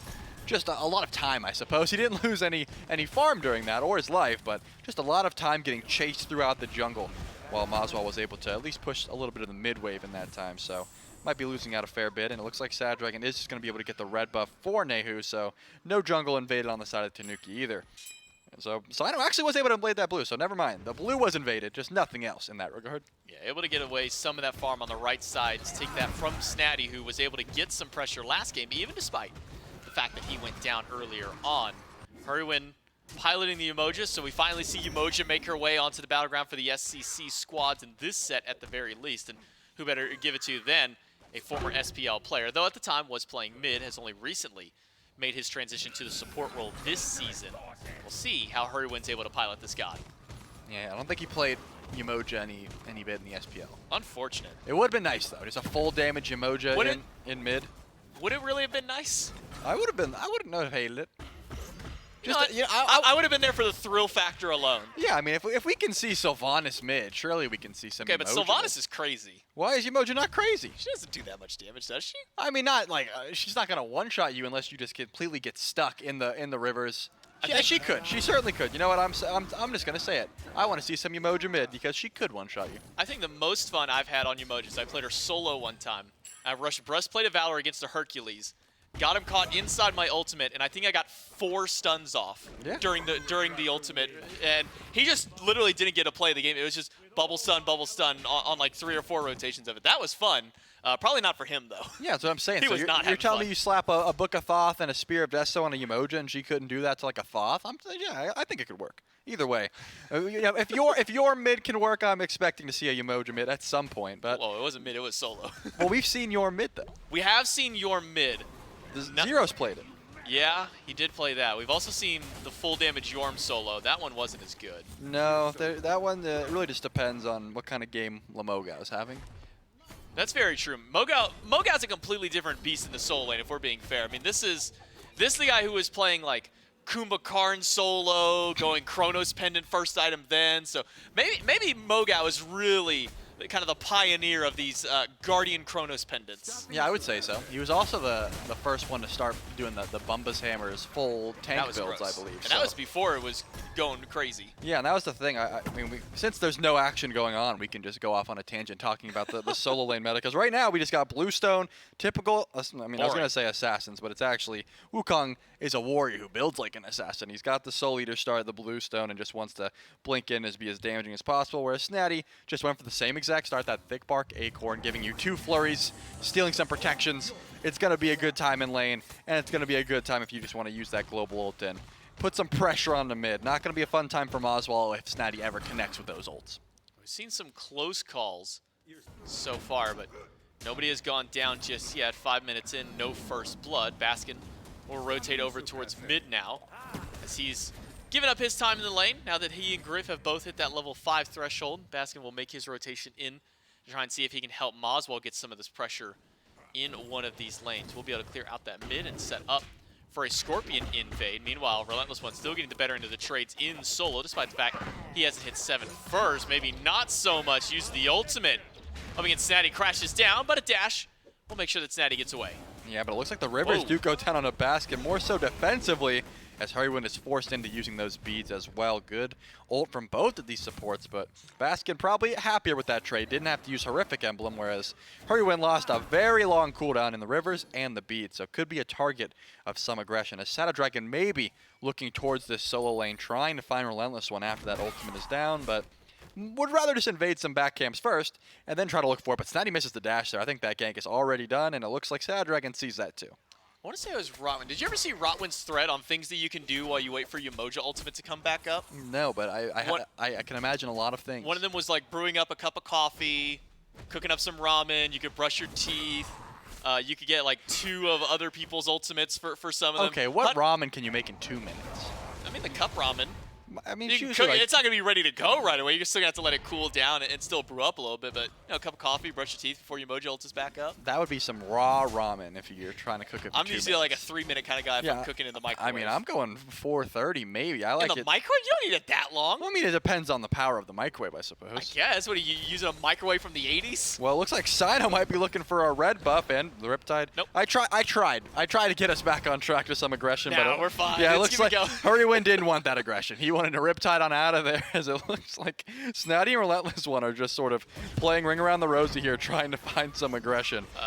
Relentless One! Whoa, No, the man. Bluestone Pendant will find first blood in the solo lane yet again. Snatty getting the upper hand over Relentless. Snatty's just built different, man. How are He you is. finding so many kills on Raz solo? I mean, I'm still amazed at the level 6 to level 8 solo kill. That was one, good. that still boggles my mind. Relentless One obviously thought he had a little bit more mana. This time, Relentless One thought he had a little bit more HP, or at least some quicker regen. Couldn't get up into that somersault clap close enough, and Snatty rapid firing both of those flurry charges, had them both saved up, and it was enough to guarantee that kill. Now, I did talk about Moswell's life is going to be pretty miserable if Snatty just starts rotating and finding those ults. Snatty from ahead, it's even worse. Snatty was behind at that point and was still making some strong waves for his team. Now that Snatty has that lead, could be difficult to maybe even make a rotation over. Does have that tier 2 tower shield, so gonna have some defense online already, and is really putting the hurt on Relentless One. Relentless just got back to lane, and he's already down to a quarter HP. And by the way, Relentless doesn't have his ultimate available because he died during the ultimate of the last fight. He's already dead. Yeah, Stop. basically is. Yeah, that's all I'm thinking about when I'm seeing that engage. And it looks like Shadow Dragon realizes it too and is saying, I'm going to stick around in mid because I can't help you, bro. I don't want to fight that rat either. Like I've seen what he does to you, and I've got less prot, so I'm not going over there. Yeah, Shadow Dragon will stand by and allow Snatty to just free farm his opponent in the solo lane. Griffin, Hydrogen taking a 1v1. That Hydrogen is losing at his own tower line. Sino is here, but he stepped on a ward. So Hydrogen and the rest of the Tanuki know that this invade is happening, as there are 8 people grouped up on one side, and Snatty Bro. finds another solo kill. Triple Riptide Out of Hurrywind is big, but not quite big enough. Instead, it's Griff and Sana going right back into the fight. Sada Dragon manages to Mystic Rush on out. Griff goes in, needs a couple shots, and will find it up against Sada now. Neo in danger, the Hyperglyphic Assault, not enough, but final judgment is from Moswall. Moswall doesn't miss those, and look at this gold lead still. Even before that fight, it was in favor of the Warden. Snatty's doing so much work, but can't make up for the full farm of his team, so the Kaolin Wardens are able to answer back 2 kills.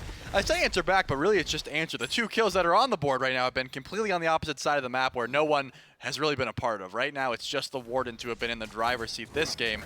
Once the rat rotates in, believe me, that will create some more problems, but at the moment, it's just been dominance from the Wardens. They got that purple buff invade, and they got 2 kills, 1 going the way of Moswall, and 1 for Griff. So I'm expecting to see some more, just a ton of poke in both of those lanes, right? Where Hydrogen shouldn't be taking this 1v1 anyways. He's not going to have a great time trying to trade into Griff with this Transcendence, where you just have 35 stacks on your Dev Gauntlets, and definitely Nehu doesn't want to post up to Moswall, who's just got so much damage built on this Thoth. Snatty misses the stun. Relentless One tried to steal away the blue buff and blinked aggressively past him to try and do so.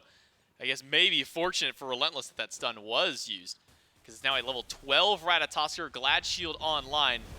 And Snatty was already a danger before, even more so now, because Relentless One hasn't been able to push his build any further just yet. Yeah, I'm sure he would love a Glad Shield as well, but just hasn't been able to find the farm. That's why he's been trying to get aggressive and blink in towards the blue buff and things like that, because, you know, the Wukong with ult is still very safe. It's just every time Relentless One dies, going up into that cloud thinking he's got enough time, and just too much damage coming out from Snatty. I don't think he's going to underestimate how much DPS is coming from this rat a third time.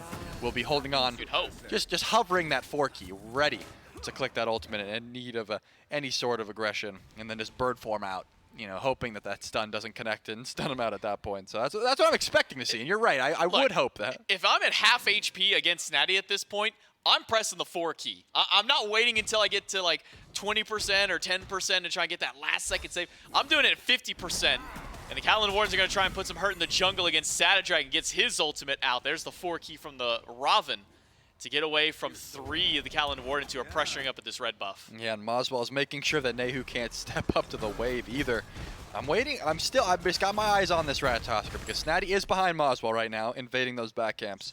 Could easily go up into the tree and make his presence known at this Gold Fury. So I think that's why the Kaolin Wardens are not going for a pull just yet. They have a lot of presence on the map. They have a lot of pressure on the map. But if you don't have eyes on that rat and you don't know when that ult could come through, I don't think it's smart to go and pull an objective like that. Nehu does get the flicker away, but rooted in place and taken down just that easy from Oswald. And so is another ultimate that clips through the back line. 2 dead in the mid lane. And Griff trying for a solo kill on the left side, needs 1 more auto, does find it. Hydrogen goes down, and it's 3 for the Kaolin Wardens. Yeah, Snatty, you're going to have to rotate sooner rather than later. I don't think your team can wait out that much longer. The Gold Fury will be going down for free, and the level 14 Ratatosker is not going to show any presence during this fight. Griff is hitting level 13, Moswell is hitting level 13. But Snatty has a 3-level lead in solo. That's why Relentless One is rotating these fights so much earlier. He's trying to get this lead to the point where his carries can just match the protections of this solo laner.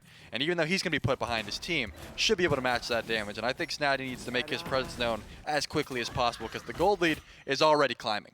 I mean, yeah, he's stealing away another set of back camps, could put up some pressure for the blue buff, but all this farm in your Ratatosker isn't getting you any value when he's still sitting in that lane. I think you're entirely right, Charlie, to say that Snatty needs to make his way out of this lane if his team has any hopes of these fights, because so far, even with Hurrywind putting up some big rivers and finding some nice riptides, there's just too much damage out of the Kaolin Wardens for the Yomi Tanuki to fend off, especially Moswell on this very long-range Thoth damage, able to find kills in the jungle under the enemy tier 2 tower. Yeah, Moswell hasn't been missing thus far. I've been keeping my eyes on the invade and punishes. Didn't even need the final judgment that time around. Still connected it anyways after the fact on the Sada Dragon. So I've been keeping my eyes on him, and he's not missing. Sino, overwhelmingly winning this trade in the jungle, is actually going to ult on a Sada Dragon just to try and 1v1, gets that Mystic Rush down. And Hurrywind trying to zoom on out of there on the Riptides as well. There's nothing to fight over here, J-Mac. The red buff's already down. They're fighting just to fight. Fight for fighting's sake. Griff rotates over, Baskin grabs the coffin, Hurry wins beads, and his ultimate will make sure he does not get pulled in, but that's an expensive relic. Meanwhile, Snatty has finally joined the fray, crashes down and doesn't find anybody, gets a stun onto Baskin, and some good damage up against this Baron, but the Baron isn't the big problem. It's Moswall and Sino who are putting out even more damage up against Snatty. Pull back onto Baskin, puts him down to half HP. Snatty, Shadow Dragon though, will not find a path out. Yeah, and Moswall did use the ultimate there, but still has a ton of DPS. Griff is on a killing spree. Sino doesn't want Nehu to back underneath this tower. Relentless One is going to blink in. Overwhelming presence right now from the Yomi Tanuki going up into the somersault cloud. Snatty does get out. Relentless One crashing off of the somersault cloud to get some damage through. But nobody on the Kaolin Wardens goes down during that fight. Meanwhile, it's a 3-man trade out of the Yomi Tanuki. It could be even worse as Baskin is pushing up tier 1 and left with the minion wave. Moswall has a minion wave on his way towards that mid. This could be another big swing. Already 5,400 gold up for the Kaolin Wardens. Yeah, right now the Tanuki still have that shimmering ray of hope, and that's that. Well, I was going to say it, but Griff unfortunately ticks over to level 15 doing those harpies there. So I was going to say you have the highest level in the game with Snatty. He's 2-0, hasn't been shut down yet. Griff is already matching that level, and Moswall is also matching that level. So you still probably have the most farmed god on the map at the moment with this Ratatoskr. Trying to get aggressive here. Ulting on a Sino, finds the kill. Yeah, easy kill for Snatty. The final auto after will at least get him a third one on the board, the only 3 that the Yomi Tanuki have as of now. That takes him over to level 16. But Dragon level 12 on the Robin, caught in the jungle. Relentless One just trying to hammer back against Snatty and deal with some of the damage coming his way. But it's 3 versus 2 on this right side. Yeah, if Snatty's there, I'm counting it even more so. So I'm calling it 3 versus 3. Dragon still on those mid camps, hasn't made the rotation over. And it looks like both mid laners are going to sit there as well. Just Baskin rotating over, making sure to get that blue buff for Relentless One. Because, you know, so much presence from this round. You know, Pyromancer's still available. I still think there's avenues for the Tanuki to try and get aggressive, but if they are fighting, it needs to be on the right side of the map. If they're looking for any sort of engagement, any sort of pick, just any objective they want to pull, it needs to be as close to Snatty as possible. Doesn't have the teleport or anything, so you want to be within ult range of this Ratatoskr at all times. Otherwise, you're not looking to engage. Baskin on his back to base does get a Shogun's Kasari, and now with a Cursed Ankh and a Horrific Emblem, so a lot of team fight for the Kaolin Wardens. Not a whole lot of ways to try and deal with the River's Rebuke that Hurrywin has out. Griff can go up into the sky to get away. Sino can jump over. Relentless can jump into the cloud to get himself out. So Moswall and Baskin really the two who are going to have to deal with the brunt of Hurrywin's ult, but it seems the Kaolin Wardens aren't as concerned about what Hurrywin can do. Yeah, I think Moswall can always position so that he doesn't get caught. Baskin's going to be in some trouble, but given the fact that he's quite tanky for right now in the game, like 2 levels above the enemy support, I don't think Baskin's ever going to die very easily, especially with the upgraded horrific Emblem later on. You can just essentially stop all the DPS, or at least cut it in half. It's a lot of damage you're taking away. So I think Baskin's relying on just being tanky, and Moswall's just going to position. His Hydrant is going to be forced up, and one more crit might have been enough, but Griff's going to chase this one down. Yeah, Griff going to dive right in. Agility good. Griff dashes into the knockup, and so he will not have the chase after. Relentless One up on a cloud of his own, trying to delay out through the Cosmos from Snatty. Will not delay it out enough. This should be a kill onto Relentless One. Will return back as much fire as he can. And Dragon will finally put his name on the board. But now, the rest of the Wardens have rotated over to make this a 3v3. Sino walks right through the River's Rebuke with Hurrywin, finds the stun off the Riptide.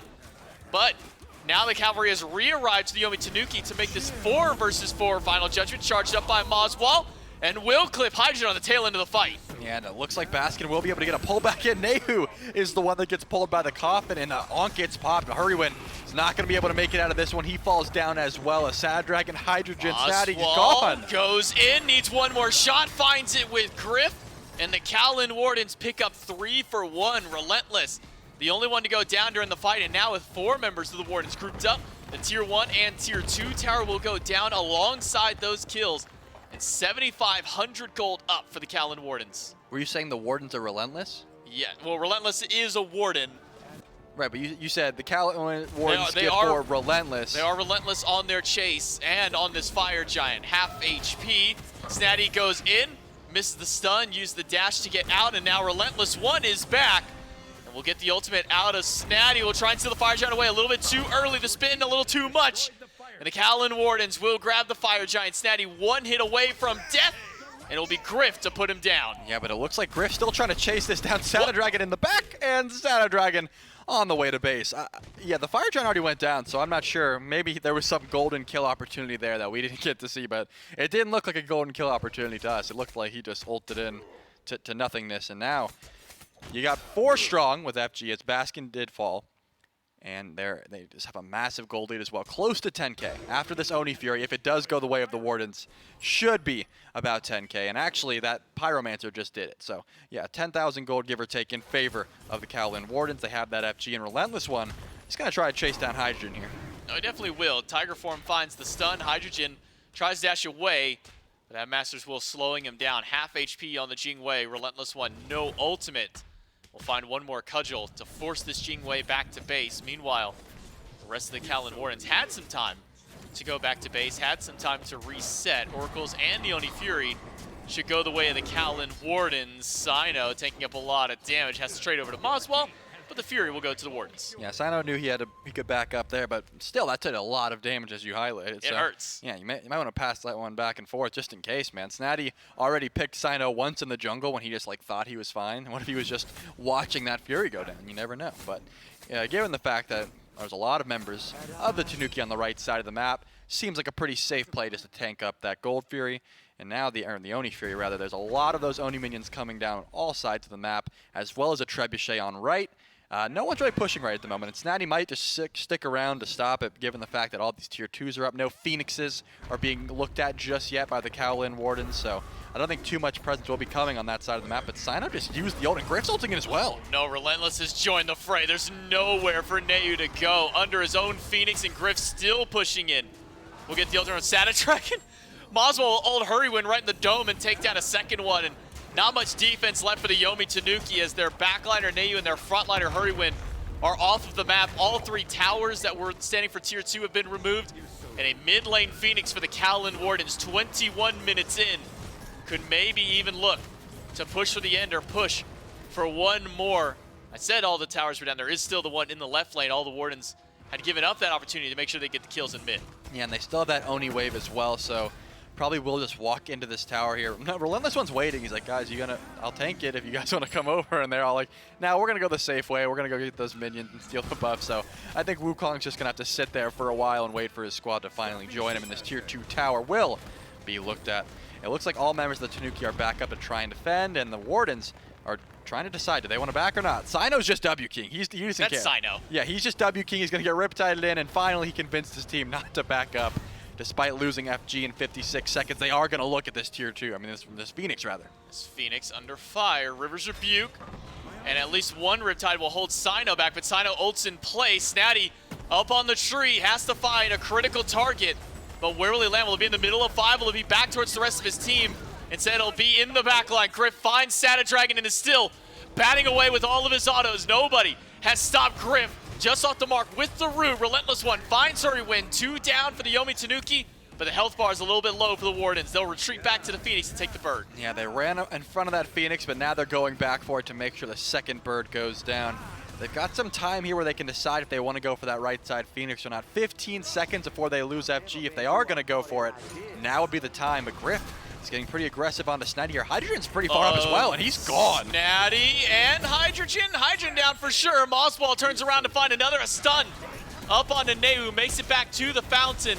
Hurrywin up in 5 seconds, but I'm not sure that 5 seconds is long enough for the Kaolin Wardens to slow down. Hurrywin and Neu being kept in the fountain by Griff, who's playing as the bodyguard. Basket low, almost down, but not enough. The Kaolin Wardens from a 26-minute game 1 and now a 23-minute game 3 to close out the set 2-1. This time around, Moswell and Griff still went undying. 5-0 for the Thoth and 8-0 for the Chernobog. That's scary. Yeah, there was a massive lead there for Snatty in the solo lane. That was the Tanuki's really only line of defense for what just happened. Obviously, all the onslaught, all the objectives that just went the way of the Wardens. But even the rat roads hitting in, it just wasn't enough. And the Wardens, they're able to clean that one up. The Wardens able to find themselves a 2-1 up against the Yomi Tanuki. Not only a 2-1 in the set, but now going to be 2-1 in the standings as well. as we continue to move on in the NASCC. But, I mean, that game from minute one, I mean, solo lane, Snatty's able to find so many clean picks, finds 2 solo kills, and it's something that you were talking a lot about and that we were trying to really weave in as that win con for the Tanuki was get Snatty to these fights. Once Snatty is up ahead, he's 2-3 levels ahead of anybody on the map.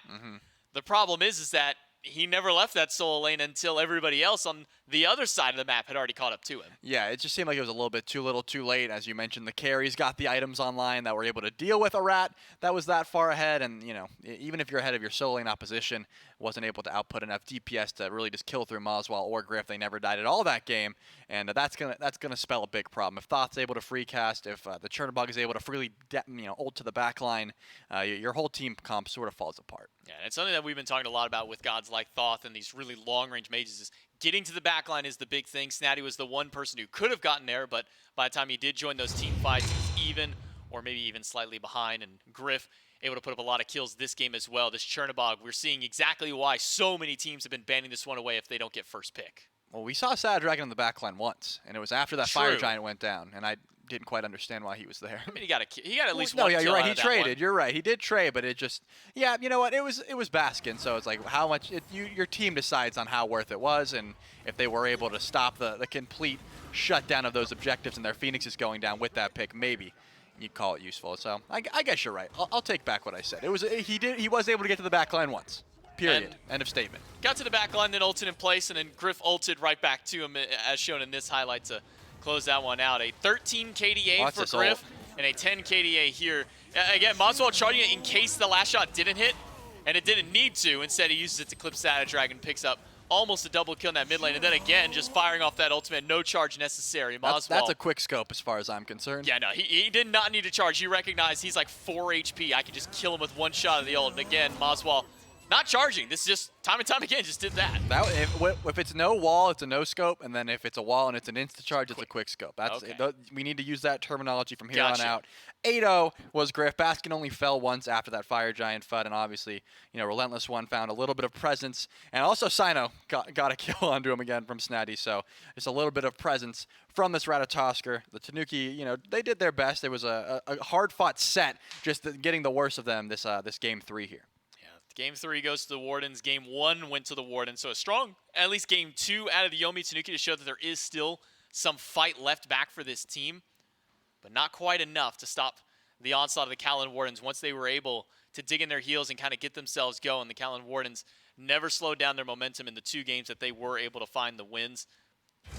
Good damage across the board for all of the players on the Kaolin Wardens. I Even wanted to see Baskin more. being able to soak up quite a bit there. I believe finishing that like 1-1-15 on the Baron Somni. So 3 games for Baskin in support role, 3 different gods, and maybe a few that he gets to add to his library of gods that he's got to play now. Yeah, we only saw we saw Adapting play 2 games. True. Yeah, and we saw Baskin play 3. This time Baskin's playing a completely different role, but still great to see both of them back. And I think Baskin had a great performance as well on the Baron, just going those support relics and just making sure that his whole team looked good. Whether Baskin ends up making his way onto the roster or just staying at least as a support, always good to see some of the returns back in the SCC. Schedule for the day and for the rest of the week for the NASCC. Shabalba Storm gets the 2-0 over the Weavers. The Wardens find a 2-1 over the Tanuki, and then our third and final in ASCC will be tomorrow morning, 11 a.m., Eldritch Hounds against the Athenian Sages. The still undefeated Hounds, even from their holding that up from Phase 1. Yeah, I mean, undefeated in Phase 1 and now continuing that in Phase Correct. 2. Still looking very solid, and I don't think they're going to – I mean, they've shown no signs of stopping just yet. The Sages, definitely a solid team here, but they've got their work cut out from just given the fact that how solid the Eldritch Hounds have looked throughout all of the SCC ever since they joined, of course. Yeah, I mean, even talking with Sada Dragon in that pregame interview for the Yomi Tanuki was talking about how a couple of players on that Eldritch Hound teams maybe just be right on the cusp of SPL talent. Notably, he mentioned Oath and Quig, the jungle and support respectively, for the Eldritch Hounds. So we'll see how the Hounds can do up against the Athenian Sages, who have been making some change-ups to their roster, some change-ups to their playstyle to see if they can compete with the top end. He said that Quig was one of the greatest minds that Smite has ever seen. That's some high praise. That's a lot of praise. I would say so. I mean, that's the highest of praises, I would say, saying that like one of the smartest players that we've ever seen. His words, not mine. But that's all that we have for you guys today for the SCC. Make sure to tune back in tomorrow, 11 a.m. to see the rest of the NASCC, and then we'll have the Smite Pro League kicking off. So make sure that you're tuning in 11 a.m. tomorrow right back here on the Twitch channel.